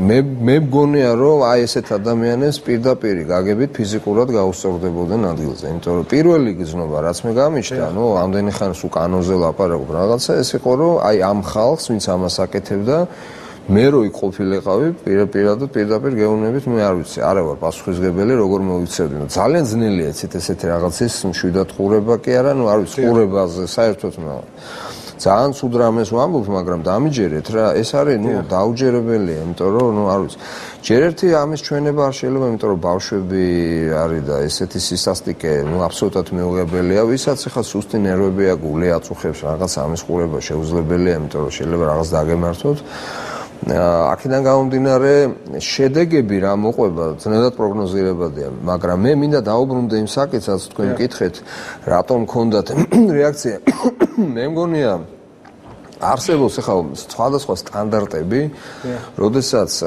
და სტანდარტი ძირითადად იცავს მსხვერპლს იცით ახლა მე ბევრთან მქონდა საუბარი და ისინი ნერვიულობდნენ რომ არ მოხდეს ისე რომ ამ კონკრეტული ადამიანების რომელსაც აწამებენ ექცევიან მათი ღირსების შემნახვა საშინელებები ხდება მათი იდენტიფიცირება არ უნდა ხდებოდეს ამიტომ არის რაღაც საკითხები რომელიც ესეთ ვითარებაში წინასწარ უნდა იყოს ნათელი უფრო მეტად ნათელი შესაძლოა რაღაცა ითქვა იცი დაძაბულია ხალხი საზოგადოება იციან რომ რაღაცა საშინელება ამიტომ ნუ ეს ნერვიული ატმოსფერო ბუნებრივია მე მესმის ეხლა ჩვენ იმ აქედან არ უნდა შევქვნათ რაღაცა ტრაგიკული რაღაც ის რომ აი არ ხა ვიღაც წავიდა წამოვიდა ეხლა ყველას თავისი აზრი აქვს ზოგი პროტესტს ამიტომ აცხადებს ზოგი იმიტომ აცხადებს მოდით ეხლა ნუ ჩამოვწერთ ეხლა ამ ხალხს ცხადიანი ეხლა ეს მე დარწმუნებული ვარ რომ არც ერთი ნორმალური ჯანსაღი ადამიანი ასეთ კადრებს იმ ვითარებას რაც იყო საქართველოში ვერ შეხედავს გულგრილად უნდა ვიფიქროთ ეხლა რა უშველოთ ამ საქმეს და უშველოთ ნიშნავს იმას რომ ვინც არის დამნაშავე ვინც არ უნდა იყოს უნდა დაისაჯოს შეუძლებელია აქ სხვა ბუნებრივია თუმცა და უნდა ვიფიქროთ ასევე რომ არავითარ შემთხვევაში არ უნდა მოხდეს ეს იმიტომ რომ ძალიან ბევრი ესეთი ფაქტია საჯარო და ეს არ უნდა გავიდეს გარეთ და რაც გასანადგურებელი უნდა გავანადგუროთ ანუ ყველა ინტერესი უნდა იყოს დაცული და რაც თავარია ადამიანის უფლებებს, ადამიანის ღირსებას გაუფრთხილდეთ და ნუ დავამცირებთ ისედაც გაუბედურებულ ხალხს. ხა რატო ამბობ იცით? სახე არ უნდა იყოს, ამ ხალხის იდენტიფიცირება არ უნდა მოხდეს, იმიტომ რომ გაითელა ამ ხალხის ღირსება. იმიტომაც ნერვიულობდა საის ნაწილი სამოქალაქო საზოგადოების, რომელსაც გაუჩნდა პროტესტიზმი. მე მესმის იცით, ეს არის ძალიან რთული თემა რა. ბევრი ინტერესია, ხალხის ინტერესია რომ დამნაშავე დაისაჯოს, გაიგონ რა ხდება. ამავე დროს უნდა იყოს დაცული მოქალაქეების ინტერესიც, რომ არ შეიძლება მათი ასე თქვა ღირსება კიდევ ერთხელ შევლახოთ, რომ ცნობილი გახდეს, რომ ვის ეხებოდა ესეთი ამბები. და ნათია კუპრაშვილს უბრუნდები. ნათია, როგორ ფიქრობ შენ, როგორ უნდა მოხდეს საზოგადოებამდე მედიის მხრიდან ამ ინფორმაციის მიტანა? ანუ გასაგებია, რომ ნაწილმა დატოვა დღეს ჟურნალისტების შეხვედრა, თუმცა ასევე საინტერესო იქნება, გაქვს თუ არა შენ ინფორმაცია, რეალურად მოხდა თუ არა იქ კადრებში კონკრეტული ადამიანების ამოცნობა? ირაკლი არ ვიცი რამდენად გესმის ჩემი მეტია გესმის. უნდა თქვა რომ ადამიანები მანამ არ არიან იდენტიფიცირებული, სანამ არ მომხდარა მათი იდენტიფიცირება. რამდენიმე საათის წინ დასრულდა შეხვედრა და საბედნიეროდ ჯერჯერობით მედიაში ჩვენ არ გვესმის სახელი და გვარები, რაც მისასალმებელია. მე ასევე მიხარია იქ მყოფი ჟურნალისტების რეაქცია და მტკიცება იმის, რომ იდენტიფიცირება შეუძლებელი იყო, თუმცა მე ამ ნაწილში მართალი გითხრათ ეჭვმეპარება და სწორედ ეს მაფიქრებინებს, რომ ისინი არ ეცდებიან ამ ხალხის იდენტიფიცირებას იდენტიფიცირებას, როგორც მსხვერპლის, ისე მოძალადე ნაწილის, ვიც ამ კადრებში ჩანდა, იმიტომ რომ კიდევ ერთხელ ამბობ, როცა შეგიძლია გადაიღო კადრები, როცა მინისტრი გიყვება კონკრეტული ამბების შესახებ, კონკრეტული кейსების შესახებ, კონკრეტულ ტერიტორიაზე, კონკრეტულ დროში და განსაკუთრებულ დანაშაულებებზე, მაგალითად ტერაქტზე. ნამდვილად მარტივია ნებისმიერ ჟურნალისტისთვის მოიძიოს კონკრეტული საქმე, კონკრეტულად ამ საქმესთან დაკავშირებული პირები და თუნდაც სილუეტით მოახდინოს ამოცნობა. რა თქმა უნდა, თუ ამის ვინმე სურვილი ექნება, მე ვსაუბრობ იმაზე, რომ საფრთხე იდენტიფიცირების არსებობს, მაგრამ ძალიან ბევრი რამე არის დამოკიდებული ჟურნალისტების კეთილსინდისიერებაზე. მათი რეაქციები იმასთან დაკავშირებით, რომ ისინი ამ წუთებში ამტკიცებენ, რომ წარმოუდგენელი იყო. როგორ ფიქრობ, როგორ უნდა მოეწოდებინა იგივე არასამთავრობო სექტორისთვის ან მედიისთვის ინფორმაცია შინაგან საქმეთა სამინისტროს? რა გაქვს თუ არა? მე ვეთანხმებოდი შინაგან საქმეთა სამინისტროს. შინაგან საქმეთა სამინისტროს ოფიციალური პოზიცია იყო ჩემთვის აბსოლუტურად მისაღები. ის ეცადა გამჭვირვალე გაეხადა ძალიან მნიშვნელოვანი საკითხი და საქმე. უბრალოდ ასევე თქვა, რომ ამ გამჭვირვალობის პროცესში არ დაირღვებოდა არც ერთი ადამიანის პირადი ცხოვრების, თქვათ, ნაწილი, ხო? ამის გამო მას უნდა გადაედგა კონკრეტული ნაბიჯები, ერთ-ერთ ნაბიჯზე უკვე ვისაუბრე, გადადგმული არ ყოფილა და კიდევ ერთხელ ვამბობ, რომ მონდომების შემთხვევაში ჟურნალისტები შეძლებენ ამ ხალხის იდენტიფიცირებას. ჩვენ ამის საფრთხე არსებობს ნამდვილად. ჩვენ გვიჩვენებს შედეგები მოგვიანებით, რამდენად მოახერხებენ ამას მედიის და სამოქალაქო სექტორის წარმომადგენლები. აგით, მე დროებით აგემშვიდობებით და ახლა მე-9 არხის გენერალური დირექტორი ლუბა ელიაშვილი შემოგვიერთდა, რომელიც უშუალოდ ესწრებოდა ამ ჩვენებას და თავად მოგვიყვება, რა თქმა უნდა, ბუნებრივია ყველა დეტალზე არ ისაუბრებს, თუმცა გვეტყვის რეალურად რა სიმძიმის კადრებზეა საუბარი. საღამოშვიდობის ქალბატონო ლუბა, დიდი მადლობა, რომ გამონახეთ დრო და ამ თემასთან დაკავშირებით ჩვენს ეთერში მოგვაწვით და მიაწვით ტელემაყურებელს ინფორმაციას. გისმენთ. გამარჯობა ირაკლი და მე მინდა ცოტა სხვა მხრივ გადავიტანო საუბარი. ჩვენ დღეს ძირითადად ვლაპარაკობთ, უნდა დარჩენილიყვენ თუ არ უნდა დარჩენილიყვენ არასამთავრობო ორგანიზაციები იქ, რამდენად შესაძლებელია იდენტიფიცირება სინამდვილეში. დღეს ის ადამიანები, ვინც იქ დავრჩით და ვინც ნახა ეს კადრები და მანამდე შინაგან საქმეთა მინისტრი, რომელმაც ნახა ეს კადრები და მისი თანამშრომლები, გავხდით მოწმე ძალიან მძიმე დანაშაულის კიდევ ერთხელ და აღმოჩნდა, რომ ადამიანები არ იყვნენ დაცული. ერთი იყო ის ადამიანები, ვინც ციხეში შედიოდნენ და იქ მათი ყველა უფლება ირღვეოდა. მაგრამ ადამიანები, რომლებიც ამ ქვეყანაში ქუჩაში დადიოდნენ, არც ისინი იყვნენ დაცული. შეიძლებოდა, რომ ვიღაც შევარდნილიყო მათთან სახლში, ღამე წაეყვანა, ეწამებინა, ძალიან მძიმე ღირსების შეურაცხმყოფელი და ადამიანის ფიზიკური წამების აქტები განეხორციელებინა ამ ადამიანებზე და შემდეგ ისევ გაეშვათ სახლში და ის ვერც, იმიტომ რომ მსხვერპლი იყო, ვერც კი ბედავდა ამ თემის წამოწევას. რაც შეეხება იდენტიფიკაციაზე საუბარი, მე მგონია, რომ ამ შემთხვევაში ნამდვილად დაფარული იყო მაქსიმალურად ეს ყველაფერი, მაგრამ მე გეტყვით, რომ ჩვენ მე მგონი უნდა ცოტა შევცვალოთ რაკურსი, რადგან ამ ადამიანების იდენტიფიკაციაში არ არის მათი პრობლემა. ისინი არიან მსხვერპლნი. მე მათი ღირსების შეურაცხყოფაზე ამ წუთას ვლაპარაკობ, უფრო მეტად შეურაცხყოფილი იმათი ღირსებაა და ისინი არიან უღირსები და არა ადამიანები, ვინც ამას ჩადიოდა და არა მსხვერპლი, იმიტომ რომ მსხვერპლს ამ შემთხვევაში პირიქით ჩვენ უნდა ვუთხრათ, რომ ისინი მსხვერპლნი არიან და მათ მიმართ წარმოუდგენელია, რომ ვინმეს გაუჩნდეს რაღაცნაირი ანტაგონიზმი იმის გამო, რაც მათ შეემთხვათ, იმიტომ რომ ეს არ იყო მათი ნება. ეს არ არის პირადი ცხოვრება. როგორ არის ეს პირადი ცხოვრების ფაქტი? ეს მისი პირადი ცხოვრება კი არ არის, ეს არის მასზე ძალადობა. ეს არის ადამიანზე ძალადობა და მე გეტყვით, რომ გუშინაც დამირეკა ვიღაცამ და მითხრა, რომ ის მზად არის მოყვეს, თუ დაუძახებთ ტელევიზიაში, მზად არის მოყვეს, როგორ განახორციელოს მასზე ძალადობა, განახორციელოს მასზე ძალადობა. ჩვენ ახლა აი ამ საუბრებით მსხვერპლებს ვუქმნით შთაბეჭდილებას, თითქოს ისინი არიან რამეში დამნაშავე. ისინი არაფერში არ არიან დამნაშავე. უფრო მეტიც, მთელი საზოგადოება არის მათ წინაშე დამნაშავე, ის საზოგადოება, რომელსაც დღესაც სურს, რომ დაიმალოს ის ამბავი, რაც ამ ადამიანებს თავს გადახდათ. რას ქვია ამაზე არ მინდოდა შემეხედა დაახლოებით იმას გავს ეს რომელიღაცა ფაშისტ მას ბიურგერს რო არ უნდა და გაეხედა იქითკენ საიდანაც ყვითელი კვამლი ამოდიოდა საკონცენტრაციო ბანაკის თავზე. მინისტრმა ღარიბაშვილმა განაცხადა და რადგან თქვენ ესწრებოდით ამ შეხვედრას კითხავთ რომ ციხის კადრებთან შედარებით ეს არის ძალიან მძიმე სანახავი და წარმოუდგენელია დაუშვათ ამაზე ვინმე მისაუბროს. პირადად თქვენ რაც ნახეთ, განსხვავდება თუ არა იმ კადრებისგან, რაც წინასაარჩევნოდ დაუშვათ იგივე ბედუკაძის მეშვეობით მოხდა ამის გავრცელება. იქ რაზეც იყო მუქარა, აქ ეს ყველაფერი იყო განხორციელებული იყო უმძიმესი გაუკუღმართებული სექსუალური ძალადობის თვალსაზრისით. ეს არის ის რაც შემიძლია რომ ვთქვა და ამის შესახებ საზოგადოება უნდა იცოდეს. შემდეგ გაიმართა დისკუსია. მიიღეთ თუ არა მინისტრისგან ინფორმაცია იგივე რა მდგომარეობაში არიან დღეს თუნდაც ის ადამიანები, რომლებიც გახდნენ კონკრეტული პირების მსხვერპლი. ან არის თუ არა ყველა მათგანი დაკავებული, ვინ ჩადიოდა ამ დანაშაულს და ხდება თუ არა დაზარალებულთა ფსიქოლოგიური დახმარება და მკურნალობა. ყველა რასაკვირველია დაკავებული ჯერ ვერ იქნება, რაღაც ნაწილი არის დაკავებული, რამდენადაც ჩემთვის გახდა ცნობილი და ყველა ის ადამიანი, ვინც იქ არის ამოცნობილი და ვის მოხელთებაც იყო შესაძლებელი, რამდენადაც მე ვიცი არის უკვე დაკავებული, მაგრამ აქ არ თავდება ამბავი. ეს იყო ერთი სამალავის მასალები. მე მგონია რომ ასეთი სამალავი იყო არაერთ ადგილას და ასეთი ამბები არ ხდებოდა მხოლოდ ერთ ადგილას და გეტყვით საიდან ვარ დარწმუნებული. იმიტომ რომ ეს ამბები დროდადრო ჟონავდა და იბეჭდებოდა სხვადასხვა სახის პრესაში და მაშინ აი ის ადამიანები ვინც დღეს ამისი შეხედვა არის სურვა, თვლიდა რომ ეს არის ყვითელი პრესის მონაჭორი, ისე რომ თავსაც არ იწუხებდნენ, შეხვედროდნენ კონკრეტულ იმ ხალხს, ვინც იყო მსხვერპლი და ვინც გაბედა და ხმას იღებდა ამის შესახებ.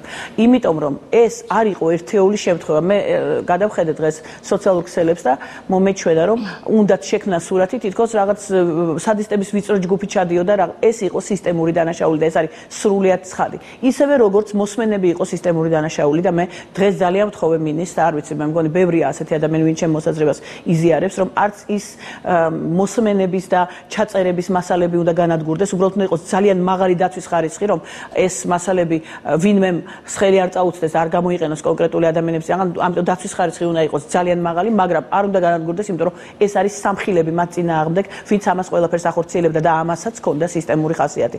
იმიტომ რომ საშინელება ადამიანის პირველ ცხოვრებაში ჩარევა, საშინელება ადამიანზე ძალადობა და თუ ამაზე ძალიან მკაცრად არ აგო პასუხი მან ვინც ამას ჩადიოდა, მაშინ ჩვენ ვერ გამთავისუფლდებით იმ საშინელი სიმძიმისგან, რაც ამან ყველას დაგმართა. და მე ვერ დავეთანხმები ქალბატონ თინას, რომ არ შეიძლება ეს იცოდეს ქართულმა საზოგადოებამ, ქართულ საზოგადოებას ამას უკეთებდნენ და განსაკუთრებით იმ ადამიანებს უკეთებდნენ. ეს არის ყველაზე კიდევ ერთი მძიმე დეტალი, რომლებიც იყვნენ დაუცველები, ეგრეთ წოდებული შეიძლება ცუდი სიტყვა, აი ვისაც არ ყავდა ძლიერი მფარველი დამცველი, ვინც არ იყო ვთქვათ დაუშვათ ესეთი გაპიარებული პერსონა, ვინც არ იყო ცნობადი სახე, როგორც ახლა მათ ისინი ძალიან მოწყვლადები იყვნენ და სწორედ ისინი ჩაგრებოდნენ და დღეს ამ საზოგადოებამ უნდა იცოდეს, რომ ისინი არ არიან მარტო და რომ ამ ყველაფრის წინააღმდეგ ხალხი იღებს ხმას და რომ მათ გვერდზე დგას მთელი ქართული საზოგადოება. როგორც არ უნდა იყოს ემოცია და მრიცხანება, ამ ემოციას და მრიცხანებას უნდა კონდეს ადგილი, მაშინ ის უნდა მოხდეს და ჩვენ ვართ ჟურნალისტები და ჩვენ უნდა ვთქვათ, რომ ეს ასე იყო. დიდი მადლობა.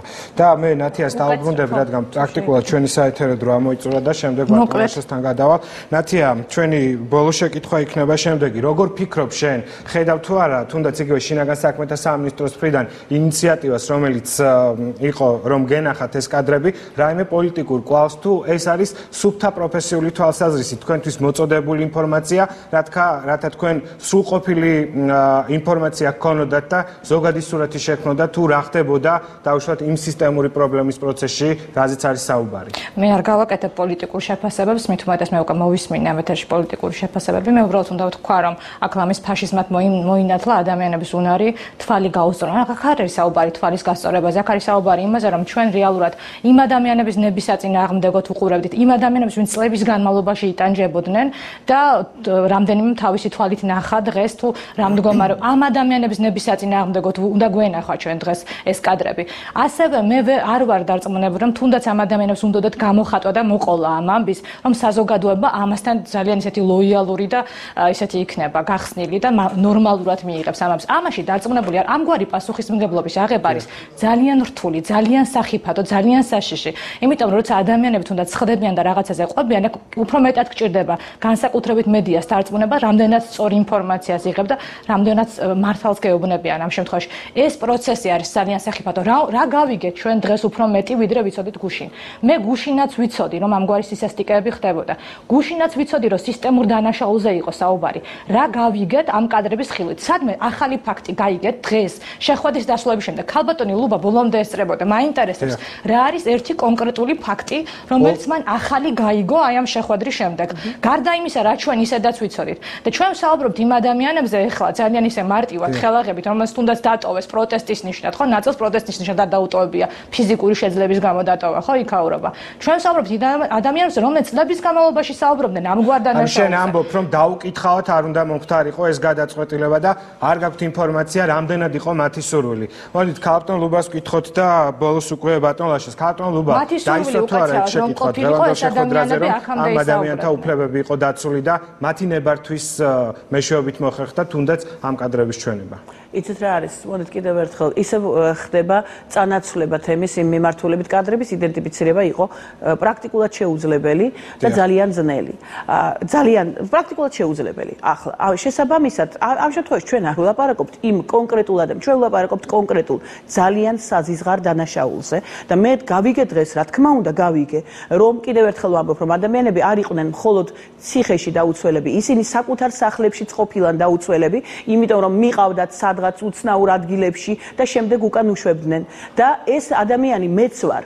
იმიტომ რომ ყველა ჩვენგანი დადიოდა ქუჩაში და ყველა ჩვენგანზე ვრცელდებოდა ეს ძალადობა და მე მინდა რომ ჩვენ ვიცოდეთ ვინ ჩადიოდა ამას, მინდა რომ დაისაჯოს ამის ჩამდენი და მინდა რომ ყველა ესეთი ფაქტი იყოს აუცილებლად გამოძიებული, ბოლომდე მიყვანილი, დასჯილი და რომ ესეთი სისტემა აღარ შეიქმნას და დღევანდელმა კადრებმა მე კიდევ ერთხელ დამარწმუნა რომ ეს არ შეიძლება ყოფილიყო, კიდევ ერთხელ ვამბობ, რამდენიმე სადისტის ნამოქმედარი. სხვა შემთხვევაში ვიდეო კადრების არსებობას შენახვას შანტაჟს არ ექნებოდა აზრი.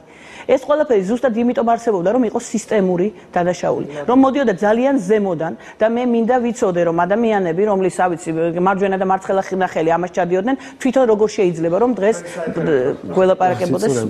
ბოდიშ მოგიხდით და დაგემშვიდობოთ და შეიძლება უნდა დავაზუსტო, რომ კადრებში ჩემი ინფორმაციით არ ყოფილა ჩვენებული და ვერც იქნებოდა ოჯახში შევარდის ამბები. ეს იყო ის ინფორმაცია, რომელიც შინაგან საქმეთა სამინისტრომ სიტყვიერად გადმოგცა და ეს შეიძლებოდა მომხდარიყო კადრების არჩმენები. მე არ ვლაპარაკობ, რომ კადრები არ უნდა ყოფილიყო ნაჩვენები. მე ამას არ ვსაუბრობ, რა თქმა უნდა, მე ამას არ ვამტკიცებ და ვამბობ, რომ კადრებიდან შეიძლებოდა დამატებით ინფორმაციის მიღება, მაგრამ მე ჯერ ამ დამატებით ინფორმაციას ვერ ვხედავ. ბატონ ლაშასთან გადავინაცვლე, ბატონ ლაშა, თქვენც ნაწილობრივ ეს კადრები ან თუ რაზეა იქ საუბარი, იცით და იქნებ გითხრათ დამატებითი ინფორმაცია ამ კადრების ნახვის შემდეგ, რაზეც ნათია საუბრობდა ცოტა ხნის წინ ქალბატონმა ლუბამ ისაუბრა, რომ ჩვენ აქ ვნახეთ სისტემური დანაშაული, რაც აუცილებელია რომ უნდა გვცოდნო და თუ რა ხდებოდა ბოლო წლების განმავლობაში. რეალურად თქვენ რაც ნახეთ, მოგცა რაიმე ახალი დამატებითი ინფორმაცია? გასაგებია, უბრალოდ მე ერთ რამეს მინდა ხაზი გავსვათ, ცოტა დრო გვაქვს. პირველი არც ერთი ადამიანი, ვისაც მე ვიცნობ და ვინც ხა იქ ესწრებოდა თუ ამ სამოქალაქო საზოგადოებაშია თუ მედიაშია თუ ვინც ლაპარაკობთ ამ დიდი ხანია უკვე ამ ტიპის ინფორმაციაზე, მათ შორის განადგურებაზე, არ ლაპარაკობთ რომ დამნაშავე არ უნდა დაისაჯოს და არც ერთი ადამიანი არ ლაპარაკობს რომ ასეთი ტიპის კადრები უნდა წაიშალოს, ეს არის სხვა რამე. ეს არის სხვა კატეგორიის ინფორმაცია, მაგრამ არსებობს სხვა ინფორმაციაც, რომელიც ხა ცოლქმარი ლოგინში წევს და უდევთ ეს და ვიღაცები ეხლაც შესაძლოა გადაობენ ესეთ რამეებზე, იმიტომ ცნობილი ადამიანები არიან. ეს ინფორმაცია მე მგონი არ არის აუცილებლად შევინახოთ და ვერ შევინახავთ და თუ ხვალ აღმოჩნდება ინტერნეტში მე არ გვჭირდება ჩვენ ესეთი რაღაცები. აბსოლუტურად საკმარისია რომ ასე ვთქვათ სულ არ არის აუცილებელი 12000 თუ 50000 ასე ვთქვათ დისკეტა შევინახოთ იმისათვის რომ ვამტკიცოთ რომ სისტემური დანაშაულია. ამისთვის არსებობს სხვანაირი მეთოდოლოგია, სხვანაირი გამოცდილება მსოფლიოში და ჩვენ ახლა რაღაცა ასე ვთქვათ არ უნდა შევიცვალოთ გადაწყვეტილებები, მით უმეტეს ამდენი ხანია ამაზე ვლაპარაკობ და მივიღეთ ეს გადაწყვეტილება და უნდა შევასრულოთ გადაწყვეტილება. ეხლა რაც შეეხება დანაშაულს, მე უფრო მეტად შემიძლია დავამძიმო სიტუაცია, იმიტომ რომ არანაკლებად დიდი უბედურებაა ის, რომ პოლიტიკური მიზნით უთვალთვალებდნენ ადამიანებს, ლაპარაკს ჩაწერდნენ, მათ ცხოვრებას წერდნენ, მარტო სექსუალური ამაზე არ უნდა მივაქციოთ ყურადღება და წამება ეს რომ რაღაც საშინელება გასაგებია, მაგრამ 10,000-ობით კადრი რო არსებობს პოლიტიკური მოტივებით რომ მთელი საქართველო იყო ეჭვის ქვეშ და პარანოია რო გჭირდა ვიღაცებს და რო ყველა დამნაშავე იყო ან ყველა პოტენციური აგენტი იყო და მთელი საქართველო რო ამის ქვეშ იყო ამაზე უნდა ვილაპარაკოთ მე ლუბას ვეთანხმები იმ თვალსაზრისით რომ ჩვენ უნდა გადავიტანოთ ეს და სერიოზული პოლიტიკურ სამართლებრივი ანალიზი გავაკეთოთ რა ქვეყანა გვინდა ჩვენ იმიტომ რომ მარტო ის კი არ არის რაც მოხდა წარსულში ხვალ რო არ მოხდეს ისევ და ამ ინერციით არ გავაგრძელოთ ცხოვრება ხო და ესეთი ასე თქვა რისკები არ იყოს ჩვენ თავზე ამას ჭირდება სერიოზული ფიქრი და ნუ დავავიწროვებთ ძალიან დიდი უბედურებებია რაც ხდებოდა აი რაც ვნახეთ და ეს იყო კატასტროფა მართლა გეუბნებით აი როგორც კაცს ხო მე ამაზე მშვიდად ლაპარაკი არ შემიძლია მაგრამ სხვანაირადაც რო შევხედოთ და პოლიტიკური საკითხი ამოვწიოთ წინ ცხოვრობდით კატასტროფაში ჩვენ. დიდი მადლობა. აქეთკენაც ვილაპარაკო ძალიან თქო იქნება აი მე მინდა ქალბატონ ლუბას ვთხოვო რომ ამ მიმართულებით იქნებოდა ძალიან მნიშვნელოვანი იმიტომ რომ დიაგნოზი არის ჩვენ განაჩენი უნდა პოლიტიკურადაც გამოუტანოთ ზოგადად ის რაც ხდებოდა იმიტომ რომ ეს ალბათ უფრო პოლიტიკოსები ყველანი ვიყავით ან აგენტები ან პოტენციური ტერორისტები და ეხლა ვიღაც უბედური დაიჭერეს ის რა არის ით კიდე ერთს ვიტყვი თუ შეიძლება ბოდიში ქალბატონ ეს იყო ყველაზე გაუბედურებული გაჭირვებული ადამიანი რომელსაც პატრონი არ აყავს და ასეთ ადამიანზე გააკეთეს თორე ეგ არის პრობლემა გესმით რომ დაჩაგრეს ადამიანი და დააბრალეს და ააღებინეს თავზე ესეთი რაღაცა რომელსაც პატრონი არ ყავს აი ეს არის უბედური პატრონი მე გულისხმობ რომ არ არის ეხლა სადღაც ქალაქის ცენტრში და არ შეუძლია ადვოკატებიც სარგებლო და აი ეს არის უბედურება აქეთაც უნდა ვიფიქროთ რა მთელი ქვეყანა ვიყავით ამ ცალკე თემა არის ბუნებრივია ამ თემასაც ჩვენ მომდევნო გადაცემებში შევეხებით გადაცემის პირველი საათი პრაქტიკულად დასრულებულია რამდენიმე წუთში თქვენ საინფორმაციო გამოშვება გელოდებათ მე კიდევ ერთხელ შეგახსნებ ჩვენი სტუდიის სტუმრები ლაშა ტუღუში ნათია კუპრაშვილი და ლუბა ელიაშვილი იყვნენ და საუბრობდით დღეს შინაგან საქმეთა სამინისტროში გამართულ შეხვედრასთან დაკავშირებით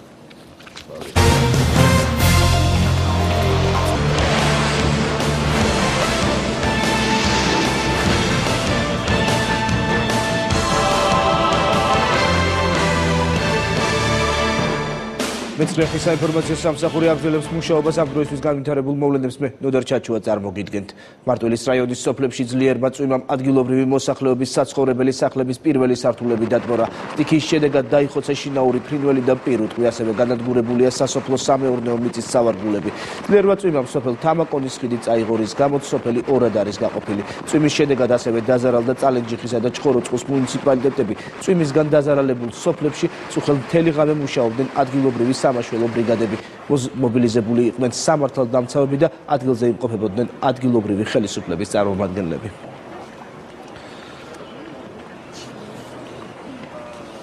წვიმამ წაიღო ყველაფერი წალეგა მიწები სათესლე მიწები ეზო ყველაფერი ხალხი განადგურებულია ნარგავები თხილი და რა ვიცი ყველაფერი სასმელი წლის გარეშე დარჩენილია სადღაც 15 ოჯახი პირუტყვი ვერ შეყავს სახში და გაწამაციაში არიან რა.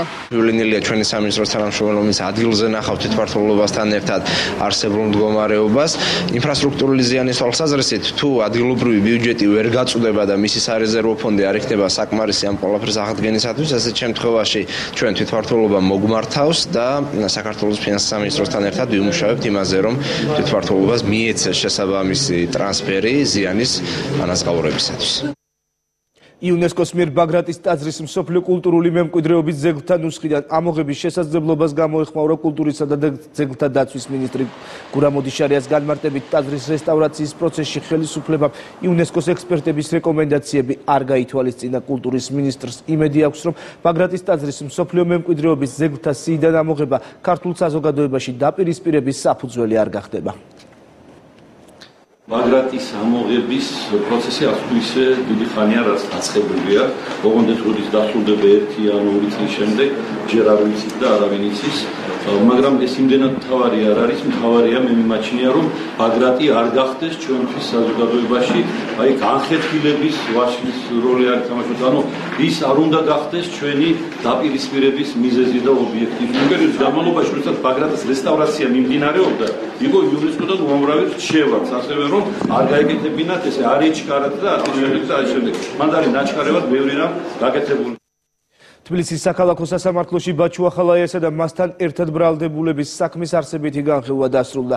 სასამართლომ ბაჩუ ახალაიას შინაგან საქმეთა მინისტრობის პერიოდში იმ სჯელასხდომაზე ბრალდების მხარის 5 მოწმე დაკითხეს, რომლებმაც იალღუჯის საწვრთნელ ბაზაზე 2012 წლის აგვისტოს-სექტემბერში მომხდარი ფაქტი გაიხსენეს და შინაგან საქმეთა სამინისტროს 7 თანამშრომლის მიმართ არაადამიანური და ღირსების შემლახავი მომპყრობის შესახებ ისაუბრეს. ჩვენი ყურადღება იმან გამოიწვია ჩვენზე დაახლოებით ჩვენგან სავარაუდოდ 100 მეტრის მანძილზე ხმამაღალმა ყვირილმა დინებას თანახმდა ყველაფერს და ვიქცია ჩვენი ყურადღება იყო იარაღითაც გასროლა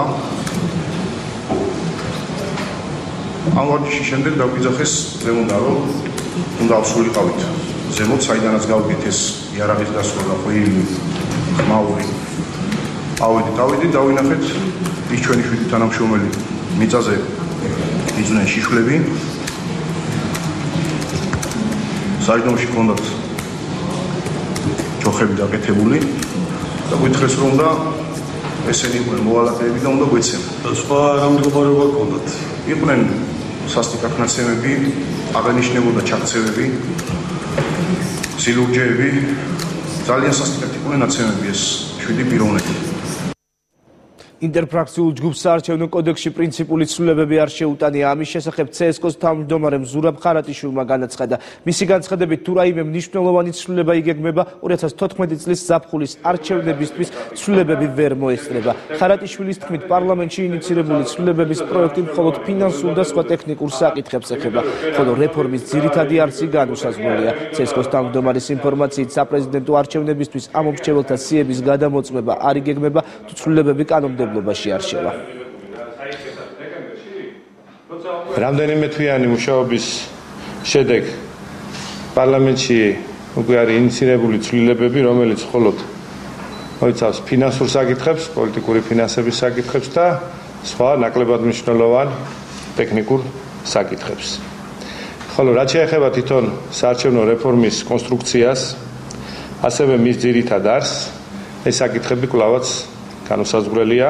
თუ ამორჩეველთა სიები დაკლოვანია, რაზეც ძალიან ხშირად მიდიოდა საუბარი, რატომ არ ხდება მათი გადამოწმება, რატომ არ არის ინტერფრაქციული ჯგუფის მიერ ან სხვა ნებისმიერი უწყების მიერ ხელისუფლების მხრიდან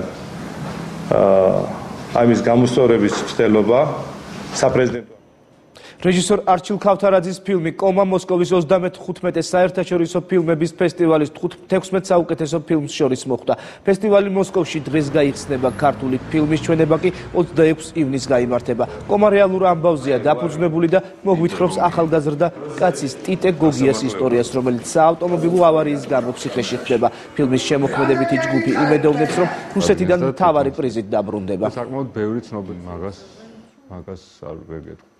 ეს გაჩვენებთ და ფესტივალი არის A კატეგორიის და არის ანუ ყველაზე მაღალი კატეგორიის ფესტივალია. ფესტივალზე მოხვედრას ძალიან დიდი მნიშვნელობა აქვს და ძალიან ესეთი თქვათ რაღაცა მნიშვნელოვანი ამბავია თვითონ თავისთავად ჩვენთვისაც და ზოგადად ქართული კინემატოგრაფისტვისაც, იმიტომ რომ ხშირი არ არის, როდესაც ფილმი ხდება ძირითად ბადეში, ანუ საკონკურსო ბადეში. საერთოდ ფილმი ეს არ არის მარტო ქართულ პრობლემაზე, შეიძლება ნებისმიერ ქვეყანაში იყოს ეს პრობლემა და ეს არ არის რომ აი მარტო ჩვენ გვჭირს ქართველებს, არა, ბევრ ქვეყნებსაც ჭირს. შანსები რა თქმა უნდა არის საკონკურსოში რო არის უკვე ფილმი, ეს იმას ნიშნავს რომ რაღაცა შეიძლება ფილმმა გამოკრას ხელი, ანუ ჯილდოს და ნომინაციები იქ უამრავია და რა ნომინაციით ერთმა იცის ეს და ნახოთ აბა რა ნომინაციაში ყოველ შემთხვევაში ვისურვებდი რომ ნომინაცია ჩვენი ყოფილიყო, მაგრამ ერთის რომ იყოს ნებისმიერი, მაინც კი არა უდიდესი რამ არის. სურვილი რა თქმა უნდა გვაქვს და იმედიც რომ ფილმი რამე პრიზს აიღებს, თუ მთავარს არა, რომელიმე კატეგორიაში მაინც გაიმარჯვებს და გამარჯვებულები დავბრუნდებით სახლში. ასეთი იყო ამ დროისთვის განვითარებული მოვლენები. მეცხრე არხის საინფორმაციო სამსახური ეთერში მუშაობას 9 საათზე მთავარი საინფორმაციო გამოშვებით გააგრძელებს. ახლა ქვეყნის ფარგლებს გარეთ გადავინაცვლოთ. ლატვია დემოგრაფიული კატასტროფის ზღვარზეა. შობადობის კუთხით ქვეყანას ევროკავშირის მასშტაბით ყველაზე ცუდი მაჩვენებელი აქვს. ექსპერტების ვარაუდით დღევანდელი მონაცემებით 100 წელიწადში ლატვიელების რიცხვი 2/3-ით შემცირდება. დემოგრაფები მთავრობას აქტიური მოქმედებისკენ მოუწოდებენ. 10 წელიწადში ლატვია დემოგრაფიული კატასტროფის წინაშე აღმოჩნდება. ასეთია დემოგრაფიულ საკითხზე მომუშავე ექსპერტების ვარაუდი. უკანასკნელი 20 წლის განმავლობაში ბალტიისპირეთის 2 მილიონიან ქვეყანას ევროკავშირში შობადობისა და სიკვდილიანობის ყველაზე ცუდი მაჩვენებელი აქვს. სტატისტიკის მიხედვით გასულ წელს ქვეყანაში 19900 ბავშვი დაიბადა, ხოლო 29000 ადამიანი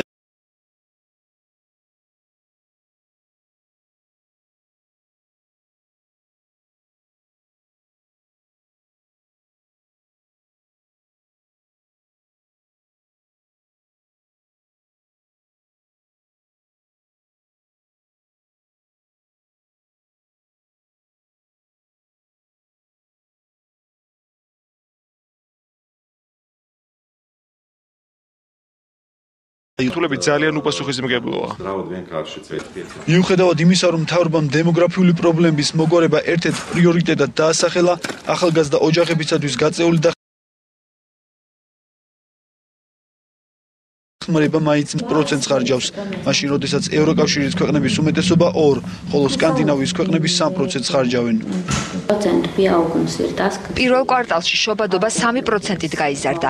ეკონომიკური კრიზისის დაძლევის შემდეგ დემოგრაფიული ინიციატივების შესახებ გარკვეული პროგნოზები არსებობს. დემოგრაფების ინფორმაციით შობადობის ზრდის პარალელურად სიკვდილიანობის მაჩვენებელიც გაიზარდა.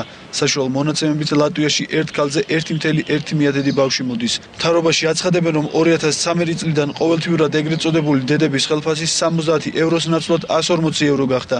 დაფინანსება მაშინ წყდება, როდესაც ბავშვი წელიწადნახევრის გახდება. სხვა ასაკის ბავშვების დახმარება კი იგივე დარჩა და ის ყოველთვიურად თითოეულ ბავშვზე 10 ევროს შეადგენს. 2008 წლიდან, როდესაც ბიუჯეტის შემცირება დაიწყო, ყველაზე მეტად ახალგაზრდა ოჯახები დაზარალდნენ. ახლა კი, როდესაც განაკვეთების გაუმჯობესება შეინიშნება, ველოდებით, რომ ბავშვების საკითხი ყველა ასპექტში კვლავ პრიორიტეტი იქნება. გამოკვლევების მიხედვით ოჯახების ნახევარს მეორე და მესამე ბავშვის გაჩენის სურვილი აქვს. 2 და მეტ შვილიანი ოჯახები კი სიღარიბის მაღალი რისკის ქვეშ არიან. 3 წელიწად ნახევრის დევის ავოტინსი ოჯახში ერთადერთი ბავშვია. სკოლასა და ბანკში დასაქმებულმა მისმა მშობლებმა უსახსრობის გამო მეორე ბავშვის გაჩენა გადაიფიქრეს. თუ უბრალოდ საჭმელს შევჭამთ, უბრალოდ ტანსაცმელს ჩავისვამთ და არ გამოვიყენებთ ავტომობილს, არ ვიყიდით ბავშვის სათამაშოებს, არ წავიყვანთ ბავშვი გასართულ პარკსა და ცირკში, მაშინ შეძლებთ კიდევ ერთი ბავშვის გაჩენას. მაგრამ თუ ბავშვებისათვის კარგი ცხოვრების პირობები გსურს, მაშინ ეს შეუძლებელია. მიუხედავად იმისა, რომ ჩვენი ხელფასები ლატვიაში ყველაზე დაბალი არ არის. როდესაც იცი, რომ ხელფასი შეგიმცირდება ან სამუშაოს დაკარგავ, არ მგონია ეს გაბედო. ლატვიაში შობადობის ბუმი გასული საუკუნის 80-იან წლებში იყო. 1990-იან წლების დასაწყისში დამოუკიდებლობის მოპოვებისა და ეკონომიკური კრიზისის შემდეგ შობადობის მაჩვენებელი მკვეთრად შემცირდა. დემოგრაფების შეფასებით დღევანდელი დინამიკის მიხედვით 2 თაობის შემდეგ ლატვიის მოსახლეობა 2/3-ით შემცირდება. ლატვიიდან ბრაზილიაში გადავინაცვლოთ. ერთკვირიანი მასშტაბური დემონსტრაციების შემდეგ ბრაზილიის მთავრობა დათმობაზე წავიდა. ქვეყნის 4 უდიდეს ქალაქში საზოგადოებრივი ტრანსპორტი საფასური მცირდება. ამის მიუხედავად დემონსტრანტები ქუჩაში რჩებიან. ისინი ქვეყნის სოციალურ-ეკონომიკურ პოლიტიკას აპროტესტებენ. უკვე ერთი კვირაა ბრაზილიაში მასშტაბური დემონსტრაციები მიმდინარეობს. მრავალათასიანი აქციები სხვადასხვა ქალაქში ერთდროულად იმართება. მოსახლეობის პროტესტი საზოგადოებრივი ტრანსპორტის საფასურის გაზრდამ გამოიწვია. თუმცა დემონსტრანტები ბილეთების გაძვირებასთან ერთად 2014 წლის მსოფლიო ჩემპიონატის მოსამზადებელი სამუშაოებისთვის ბიუჯეტიდან 3 მილიარდამდე დოლარის გამოყოფას და ქვეყნის სოციალურ-ეკონომიკურ პოლიტიკას აპროტესტებენ. აქციის მონაწილეთა თქმით, საბიუჯეტო თანხები განათლებისა და ჯანდაცვის სფეროებს უნდა მოხმარდეს. ქუჩაში გამოვედით, რადგან ჩვენი ქვეყნისთვის უკეთესი მომავალი გსურს. გვჯერა, რომ თავისუფლების სურვილით და პრინციპების დაცვით ყველაფრის მიღწევა შესაძლებელია. აქციების მე-7 დღეს დემონსტრანტების მოთხოვნებს ბრაზილიის პრეზიდენტი გამოეხმაურა. როგორც მთავრობამ, ასევე მოსახლეობამ იცის, რომ ძალადობა კარგს არაფერს მოგვიტანს. ამიტომ ჩვენთვის ასეთი ქცევა მიუღებელია. თუმცა ადამიანებს შეუძლიათ დაიცვან საკუთარი დემოკრატიული უფლებები. ჩვენ მათ უნდა მოვუსმინოთ. დემონსტრანტები უკეთეს მომავალს მოითხოვენ. ქვეყნის დედაქალაქში დემონსტრანტებმა კონგრესის შენობა დაიკავეს. სან-პაულოსა და რიო-დე-ჟანეიროში აქციის მონაწილეებმა ცეცხლი მანქანებსა და შენობებს წაუკიდეს. დემონსტრანტებმა ბრაზილიის ტელევიზიის მანქანა დაწვეს და მაღაზიის ვიტრინები ჩაამსხვრიეს. დემონსტრანტებსა და სამართალდამცველებს შორის შეტაკებები თითქმის ყოველდღე ხდება. პოლიციამ აქციის ასობით მონაწილე დააკავა.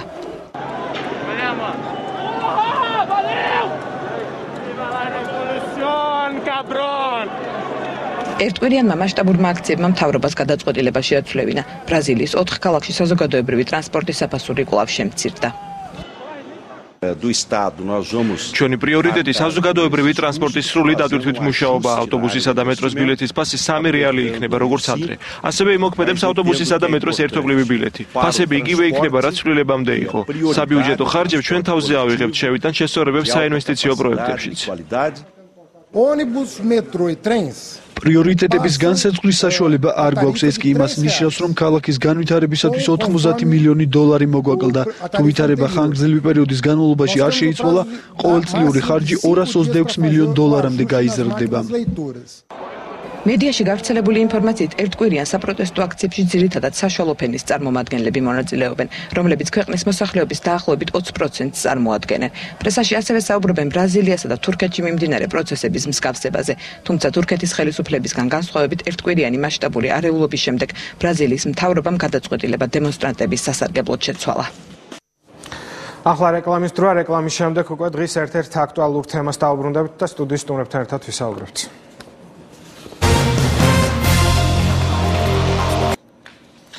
ჩვენ დავბრუნდით პირდაპირ ეთერში, მე ვარ ირაკლი ჩიხლაძე და ერთ-ერთ მნიშვნელოვან და პრობლემატურ საკითხზე უნდა გავაგრძელოთ საუბარი.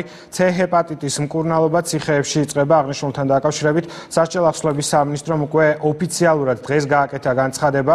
ბოლო წლების განმავლობაში ამ საკითხთან დაკავშირებით საკმაოდ ბევრი მოსაზრება არსებობდა და პრეტენზიები მთავრობის მიმართ, თუმცა კონკრეტული სახელმწიფო პროგრამა არ არსებობდა. დღეს გადაცემაში მონაწილეობას მიიღებენ სასჯელ ახსნების მინისტრის მოადგილე არჩილ თალაკვაძე, ინფექციური პათოლოგიის, შიცისა და კლინიკური იმუნოლოგიის სამედიცინო ცენტრის გენერალური დირექტორი თენგიზ ცერცვაძე და ეპიდემიოლოგი ნატა ავალიანი. დიდი მადლობა ბატონო და ქალბატონ ნატა სტუდიაში მობრძანებისთვის და პირველ რიგში ბრძოლ ინიციატივის შესახებ ვკითხავ ბატონ არჩილს. ბატონ არჩილ, რა მასშტაბებს მოიცავს ეს არის საპილოტო პროგრამა თუ მთლიანად სასჯელ ახსნების სისტემაზე იქნება გათვლილი? მოგესალმებით, დიდი მადლობა მოწვევისთვის. ნამდვილად ძალიან მნიშვნელოვანი თემაა, იმიტომ რომ C ჰეპატიტი იყო სასჯელ ახსნების სისტემაში დღემდე სიკვდილობის ერთ-ერთი მთავარი გამოწვევი მიზეზი და მკურნალობის ხელმისაწვდომობის კუთხით ქვეყანას ჰქონდა ძალიან სერიოზული პრობლემები და კრიტიკის ქვეშ ექცეოდა წლების განმავლობაში, როგორც საერთაშორისო მონიტორინგის ორგანოების მხრიდან, ასევე საერთაშორისო სასამართლოში და ეროვნულ სასამართლოებში. ამ პროგრამის დღეს ჩვენ წარვადგინეთ სასჯელ ახსნების სისტემისთვის C ჰეპატიტის ინფექციის წინააღმდეგ სპეციალური პროგრამა, რომელიც სასჯელ ახსნების სისტემის მასში არსებულ მოთხოვნას აკმაყოფილებს ერთის მხრივ, თუმცა თუ შევხედავთ ეროვნული მასშტაბისთვის ეს არის ნამდვილად საპილოტე პროგრამა, როდესაც საუბარია რომ მომავალ პერიოდში შემდგომ წლებში სასჯელ ახსნების სისტემიდან მკურნალობის ხელმისაწვდომობა უნდა გადავიდეს სამოქალაქო სექტორში. აი ამ კუთხით თუ შევხედავთ, ქვეყნისთვის ეს ნამდვილად საპილოტეა, ამიტომ დიდი ინტერესით შეხურებენ მას სპეციალისტები და განსაკუთრებით მნიშვნელოვანი არის, რომ ამ პროგრამის დაწყებით საქართველო გამოდის თავის მართლების რეჟიმიდან და ხდება მაგალითი მსოფლიოს ბევრი ქვეყნისთვის, სადაც ასეთი პროგრამები ჯერ კიდევ არ არის დანერგილი, მათ შორის ჩვენს რეგიონში, მეზობელ ქვეყნებში.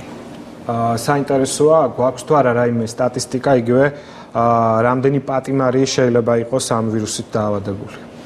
სტატისტიკა გვაქვს, პირველ რიგში ვიტყოდი, რომ გარდაცვალების შემთხვევების საერთო რაოდენობიდან დაახლოებით 18-20% უკავშირდება C ჰეპატიტის ინფექციას. ინფექციის გავრცელების მაჩვენებელი ზოგად მოსახლეობაში არის 6.7% დაახლოებით 7%, ხოლო საჯარო აღსრულების სისტემაში სრულყოფილი კვლევები არ არსებობს, მაგრამ ის მცირე მასშტაბიანი კვლევები, რომელიც გარკვეულ ჯგუფებში არის ჩატარებული, მიუთითებს, რომ საჯარო აღსრულების სისტემაში ინფექციის გავრცელება 17-დან 52%-მდე მერყეობს სხვადასხვა ჯგუფებში. შესაბამისად, ეს არის ნამდვილად საგანგაშო მაჩვენებელი და დღეს ჩვენ რომან გადაგვედგა ადეკვატური ნაბიჯები, არ შეგვემუშავებინა ეს პროგრამა მომავალ წლებში ინფექციის გავრცელება კიდევ უფრო მასშტაბურ ცოტა ხანს ჩვენ ვისაუბროთ, რამდენად ძვირი იქნება აღნიშნული პროექტის განხორციელება იგივე სამინისტროსთვის და ვინ მიიღებს მონაწილეობას, გულისხმობ სამედიცინო პერსონალს. მანამდე კი ქალბატონ ნატას მიმართავ. ქალბატონო ნატა, რამდენად სერიოზული პრობლემის წინაშე დგას დღეს არამატო საჯარო აღსრულების დაწესებულებებში მყოფი ადამიანები, არამედ ისინი, ვინც დღეს ჩვეულებრივი მოქალაქეები არიან. ეს პრობლემა ქვეყანაში რა ეტაპზე არის და რა ხდება იმისთვის, რომ დავუშვათ მოხდეს მისი ლოკალიზება და შეჩერდეს გავრცელება? ბატონო არჩილმა უკვე აღნიშნა, რომ ერთადერთი არსებული პოპულაციური კვლევით გავრცელება საქართველოში არის დაახლოებით 7%-მდე. თუმცა მთავარი საკითხი არის, რომ ძირითადი იმ ადამიანებისა, რომელიც რეალურად არიან ჰეპატიტით დაავადებული, ჰეპატიტის ინფექციის მატარებელი, არ იცნობენ საკუთარი სტატუსის შესახებ. რეალურად ეს არის ამ დაავადებას ხშირად უწოდებენ ჩუმ კვლელს, იმის გამო, რომ ძირითად შემთხვევაში ის აბსოლუტურად თუ სიმპტომად მიმდინარეობს და მხოლოდ შემთხვევითი გამოკვლევის შედეგად შეიძლება ადამიანმა გაიგოს საკუთარი სტატუსის შესახებ. დაავადების მნიშვნელოვანი გავრცელების კუთხით მნიშვნელოვანია, რომ დაავადება ძალიან განსაკუთრებით გავრცელებულია მაღალი რისკის ჯგუფებში, რომელთა შორის პირველ ადგილზეა ინტრავენური ნარკოტიკების მომხმარებლები და ამ ჯგუფში განსაკუთრებით მაღალია სხვადასხვა კვლევებით ჰეპატიტის გავრცელება. თუმცა, რასაკვირველია, ეს არ არის ერთადერთი რისკ ჯგუფი, ზოგად პოპულაციაში საკმაოდ მაღალია, როგორც აღნიშნე და ძირითადი მიზეზი ამის შეიძლება იყოს ის, რომ რეალურად ბევრ ქვეყანაშიც და მათ შორის საქართველოში ჰეპატიტის ვირუსის აღმოჩენამდე, მათ შორის ხშირ შემთხვევაში ინფიცირებული სისხლით შესაძლებელია ყოფილიყო გადასხმული, მაშინ როდესაც არ ტესტირდებოდა და სხვადასხვა გზები არსებობს დედიდან შვილზე გადაცემის და ასე შემდეგ. შესაბამისად რეალურად არსებობს საკმაოდ დიდი პრობლემა. საქართველოს ჯანმრთელობის მსოფლიო ორგანიზაციის მიერ მიკუთვნილი არის ჰეპატიტის გავრცელების კუთხით მაღალი პრევალენტობის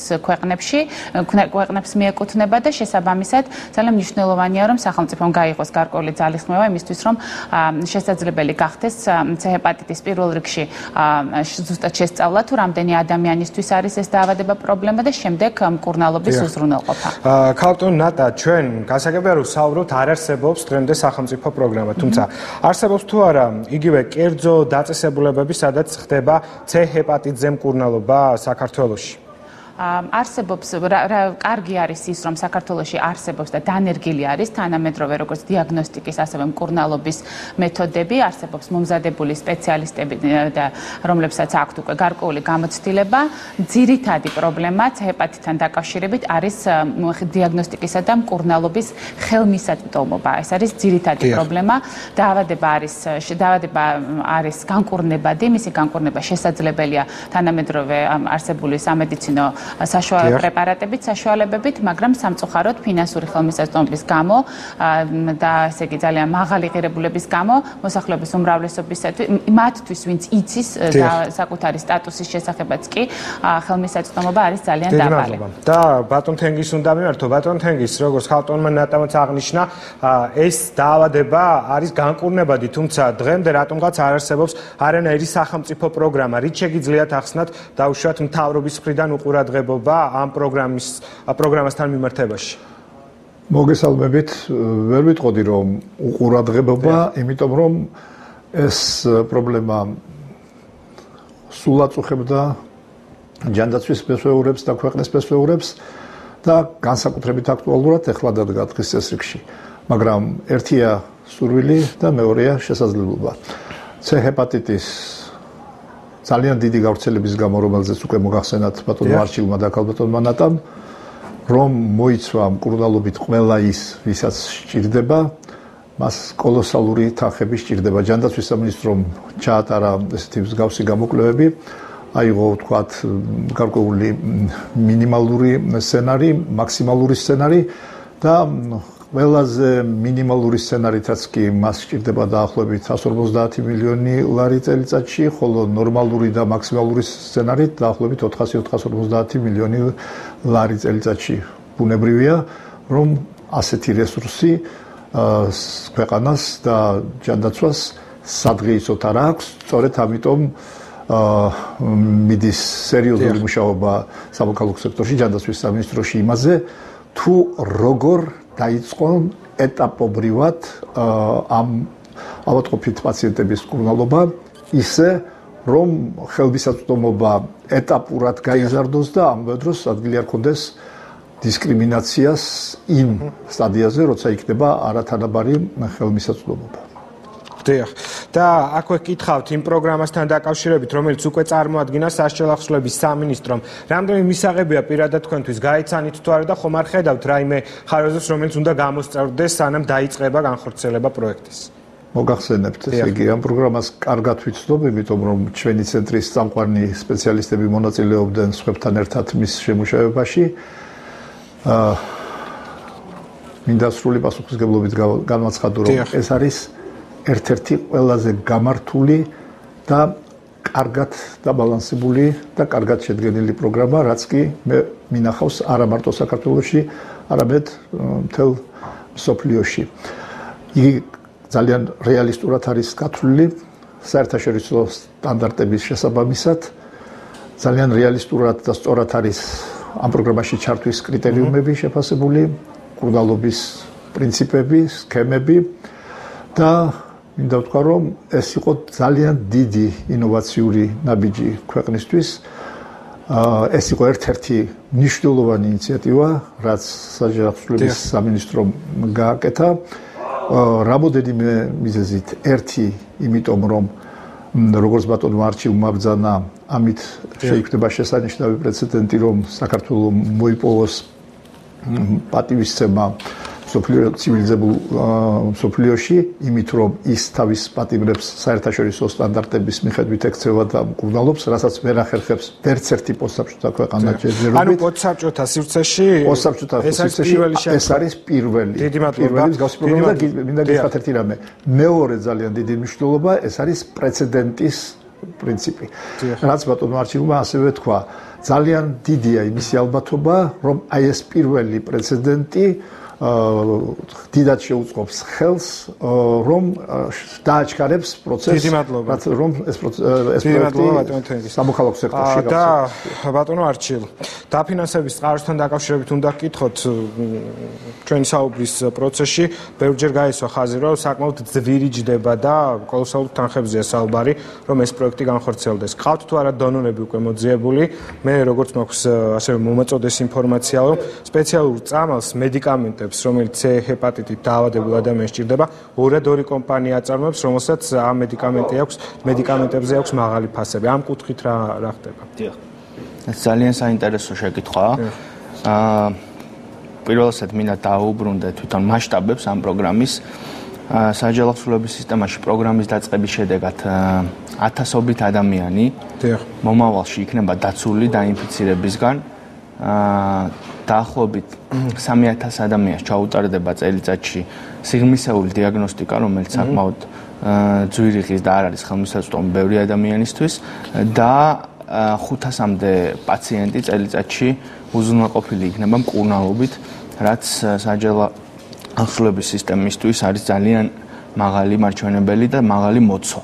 ბიუჯეტს რაც შეეხება დღევანდელი საბაზრო ფასებით, მთელი პროგრამა ჯდება დაახლოებით 5.5 მილიონი ლარი, რომელიც პრინციპში რეალისტური ბიუჯეტია, როგორც სასჯელ ახსნილების სამინისტროსთვის თვითონ, ასევე ამ პრობლემის მასშტაბებთან შედარებითაც და თუ ჩვენ არ ვართ დღეს მარტო და მთელი ასე სოფლიოს ბევრი კუთხიდან გვაქვს ხარდაჭერა, როდესაც ამ პროგრამას ვიწყებთ, ასევე არ ვართ მარტო ამ პროგრამის დაფინანსებასთან დაკავშირებით. ჩვენ გვყავს რამდენიმე დონორი მოძიებული, რა თქმა უნდა, ძირითად ხარჯებს პროგრამის განხორციელების აიღებს თავის თავზე სახელმწიფო, მაგრამ გვყავს ასევე დონორები, რომლებიც დაგვეხმარებიან, რომ ამ პროგრამის ტვირთი სახელმწიფო დასაწყისისთვის შედარებით იოლად ასწიოს.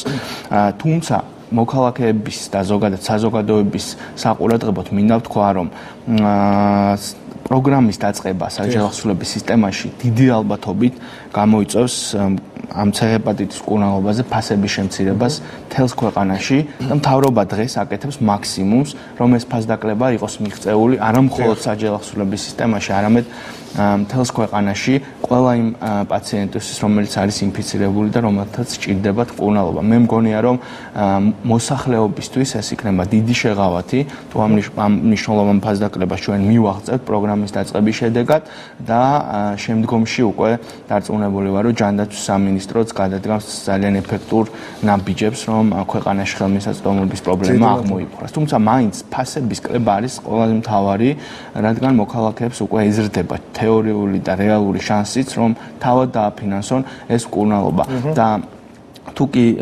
საჯელახსოვრების სისტემაში თავისუფლების აღკვეცის პირობებში სახელმწიფოს აქვს პირდაპირ ვალდებულება, რომ ეს მკურნალობა მიაწოდოს ინფიცირებულ პატიმარს, სამოქალაქო სექტორში ესეთი პირდაპირ ვალდებულება თქვათ უფრო უკავშირდება ქვეყნის შესაძლებლობებს და შესაბამისად თუ მთავრობა დღეს შეძლებს ფასების შემცირებას, ეს იქნება ძალიან დიდი მიღწევა. ამ საკითხს ქალტონ ნატას უნდა მივმართოთ ცოტა ხანში, თუმცა ძალიან მოკლედ რომ მიპასუხოთ, არსებობს იმ ქვეყნებში, სადაც C-ჰეპატიტთან დაკავშირებით სახელმწიფო პროგრამები ან იგივე საჯელახსოვრების სისტემაში ამასთან დაკავშირებით ბრძოლა აქტიურად მიმდინარეობს, ხდება იგივე დანაშაულის ჩადენა, მსუბუქი დანაშაული იმისათვის, რომ ამით ინფიცირებული პირი მოხვდეს ციხეში და სულიად უსასყიდლოდ მას უმკურნალონ ამ დაავადებასთან დაკავშირებით. ძალიან დიდი მადლობა ამ შეკითხვისთვის. პირდაპირ გეტყვით, რომ ჩვენი პროგრამის სტრუქტურიდან გამომდინარე ეს არის შეუძლებელი, რომ ადამიანმა დანაშაული ჩაიდინოს, მოხდეს საჯელახსოვრების სისტემაში, იმისთვის რომ მკურნალობაში ჩაერთოს, ეს პრაქტიკულად არის შეუძლებელი, იმიტომ რომ მკურნალობაში ჩართვა ხდება სპეციალური კრიტერიუმების საფუძველზე, ეს არის როგორც კლინიკური, ასევე არაკლინიკური კრიტერიუმები და შეუძლებელია, რომ მხოლოდ დანაშაულის ჩადენა გახდეს გარანტია, რომ ვინმე ამ მკურნალობას მიიღებს. აქედან გამომდინარე, ყველა იმ ადამიანს, რომელიც ნაკლებ არის ინფორმირებული და თქვა 1%-ით მაინც გონია, რომ დანაშაულის ჩადენით ამ მკურნალობას მიიღებს საჯელახსოვრების სისტემაში, მინდა უთხრა, რომ ეს ვერ მოხდება. მოდ ქალტონ ნატასაც მოვსმენთ, ქალტონ ნატა, კრიტერიუმები და თუ შეიძლება იქნებ გავმიჯნოთ საჯელახსოვრება და საზოგადოება, რომელიც ჩვეულებრივად ცხოვრობს და აწუხებთ ეს პრობლემა. რაიმე კრიტერიუმები არსებობს თუ არა, ან ვიცით თუ არა, როგორ უნდა მოხდეს პირველ ეტაპზე კონკრეტული ადამიანების თუნდაც პროგრამაში ჩართვა და ასევე საინტერესო იქნება ის პროექტი, რომელიც ხორციელდება საჯელახსოვრების სისტემაში, მოახდენს თუ არა ფასების დაწევას მკურნალობის კუთხით საზოგადოებაში. პენტენციალურ სისტემაში პროგრამას ძალიან დიდი მნიშვნელობა ექნება სამოქალაქო სექტორისთვის ნამდვილად. პირველ რიგში აღინიშნა, რომ აუცილებლად კონკურენტული შესყიდვის პირობებში მოსალოდნელია, რომ ფარმაცევტულმა კომპანიებმა მნიშვნელოვნად დაწიონ ფასები მკურნალობაზე. შესაბამისად, ასეთი პრეცედენტი უკვე არსებობს და ვინაიდან აქ მნიშვნელოვანი რაოდენობის პაციენტებია გათვალისწინებული, ვარაუდობთ, რომ ასეთი პრეცედენტი მოხდება სწორედ გამეორდება და ამ პროგრამაშიც. გარდა ამისა, მინდა აღვნიშნო, რომ ამ პროგრამას აქვს ასევე მნიშვნელოვანი, ესე ვთქვათ, საზოგადოებრივი ჯანმრთელობის კუთხით კომპონენტი, ეს არის პრევენციული კომპონენტი, საგანმანათლებლო კომპონენტი, თავად დიაგნოსტირების და სკრინინგის კომპონენტი. ძალიან მნიშვნელოვანია იმ თვალსაზრისით, რომ როდესაც მკურნალობა განხორციელდება პენტენციალურ სისტემაში, რეალურად მკურნალობა იქნება პრევენცია, ამავე დროს დაავადების გავრცელებისა საზოგადოებაში, ვინაიდან საპატიმრო დაწესებულებიდან განთავისუფლების შემდეგ განკურნებული პაციენტები ნაკლებად მოსალოდნელია, რომ მოხდეს ინფექციის შემდგომი შესაძლო გავრცელება ასევე საზოგადოებაში. ანუ ბევრი ის ინიციატივა, რომელიც შემდგომში შეიძლება, როგორც აღინიშნა, ეს პროგრამა განიხილება როგორც პილოტური პროგრამა და შესაბამისად ბევრი ამ პროგრამის წარმატებაზე მნიშვნელოვნად იქნება დამოკიდებული ინიციატივები სამოქალაქო სექტორში. დიდი მადლობა და ძალიან მოკლედ რომ მიპასუხოთ. ვართ თუ არა დღეს მზად იმისათვის ქვეყანაში, რომ თქვათ C-ჰეპატიტი ჩვენს ქვეყანაში იქნება განკურნებადი? ვფიქრობ, რომ ძალიან ბევრი ადამიანი მუშაობს და ზრუნავს ამ საკითხზე. ეს არის ძალიან მნიშვნელოვანი, ძალიან ბევრი ადამიანს აქვს ეს ძალიან გათავისუფლებული. ეს არის პირველ რიგში რასაკვირველია სახელმწიფო, ასევე სამოქალაქო საზოგადოება, სათემო ორგანიზაციები, ასევე ყველა ის საზოგადოებრივი ჯანდაცვის სპეციალისტები, კლინიცისტები, ყველა არიშურებს ძალისხმევას იმისთვის, რომ ეფექტური გზა იპოვოს იმისთვის, რომ განხორციელდეს პროგრამის შემუშავება და დანერგვა საზოგადოებრივ. დიდი მადლობა, რომ მიიღეთ გადაცემაში მონაწილეობა. საშუალო ახსნების მინისტრის მოადგილე არჩილ თალაკვაძე, ინფექციური პათოლოგიის, შიდსისა და კლინიკური იმუნოლოგიის სამედიცინო ცენტრის გენერალური დირექტორი თენგიზ ცერცვაძე და ეპიდემიოლოგი ნატა ავალიანი იყვნენ ჩვენი სტუდიის სტუმრები. რეკლამის დროა, რეკლამის შემდეგ თიაშველიძე უკვე ბიზნესის დრო და სტუდიის სტუმრები.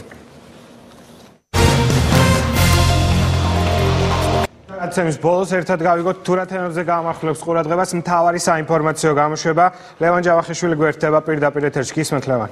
საღამომშვიდობისა ირაკლი მოკლედ იმ თემების შესახებ, რომლებზეც ფსლად ზუსტად 1 საათში ვისაუბრებთ. ხმაურიანი შეხვედრა შინაგან საქმეთა სამინისტროში ადამიანთა წამების ამსახველი კადრების ჩვენებას რამდენიმე პირის პროტესტი მოყვა. რა მოხდა შეხვედრაზე, რატომ დატოვეს შინაგან საქმეთა სამინისტროს საზოგადოებრივი მაუწყებლი ჟურნალისტებმა ეკლა კვესტაძემ და დავით ბაიჭაძემ უნდა გახდეს თუ არა ჩანაწერები საჯარო საზოგადოებისთვის და რა კომენტარები გაკეთა სკანდალური კადრების ჩვენების შემდეგ. რას ფიქრობენ ჟურნალისტები და არასამთავრობოები ფსლად თემაზე დღის მთავარ გამოშვებაში. ვინ უნდა აგოს პასუხი ადამიანთა წამებასა და არაადამიანური მოპყრობის ამსახველი კადრების გადაღებაზე. შემზარავ კადრებთან დაკავშირებით დაკავებული 9 ყოფილი და მოქმედი ძალუნის სასამართლო ხვალ გაიმართება. პროკურატურა ბრალდებულებისთვის აღკვეთ ღონისძიებად პატიმრობას ითხოვს. თავისუფლების უკანონო აღკვეთა, წამება და სამსახურეობრივი უფლებამოსილების ბოროტად გამოყენება დაკავებულებს ბრალი დღეს წაუყენეს. როგორც ზუგდიდში ამბობენ, ბრალდებულები კიდევ რამდენიმე საქმეში ფიგურირებენ, მათ შორის არასრულწლოვანის გაუპატიურების მცდელობაში. კიდევ ვის დასჯას მოითხოვენ არასამთავრობოები და დასყვება სამეგრელოს მოსახლეობა ფსლად თემაზე ზუსტად 1 საათში. ტრაფიკინგთან ბრძოლა საქართველოში შეერთებული შტატების სახელმწიფო დეპარტამენტის ახალი ანგარიში ქვეყანამ პირველიდან მეორე კატეგორიაში გადაინაცვლა 2012 წელთან შედარებით ვითარება გაუარესებულია. ანგარიში აღნიშნულია, რომ საქართველოს მოქალაქე ქალები ხშირად ტრაფიკინგის მსხვერპლი ხდებიან როგორც ქვეყნის შიგნით, ისე მის გარეთ. რას ამბობენ ექსპერტები და რა რეკომენდაციებს აძლევს ამერიკის სახელმწიფო დეპარტამენტი საქართველოს მთავრობას დაელოდეთ ეს მთავარ გამოშვებას. სტიქია სამეგრელოში დახოცილი შინაური ფრინველი და პირუტყვი და განადგურებული სასოფლო სამეურნეო მიწის სავარგულები მარტვილის რაიონის სოფლებში ძლიერმა წვიმამ ადგილობრივი მოსახლეობის საცხოვრებელი სახლები დატბორა. ძლიერი წვიმის შედეგად ადიდებულმა მდინარემ ერთ-ერთ დასახლებაში ხიდით წაიღო. სტიქიის შედეგად ასევე დაზარალდა წალენჯიხისა და ჩხოროწყუს მუნიციპალიტეტები. რა ხდება სამეგრელოში და დათვლილია თუ არა ზარალი, დაელოდეთ დღის მთავარ გამოშვებას. ერთმანეთს უკვე დაახლოებით 55 წუთში შევხვდებით, ასე რომ დროებით. წარმატებები ლევან, დარჩით მოვლენათა ეპიცენტრში ზუსტად 9-ზე მთავარი გამოშვება გელოდებათ, ჩვენ ერთმანეთს ხვალ შევხვდებით.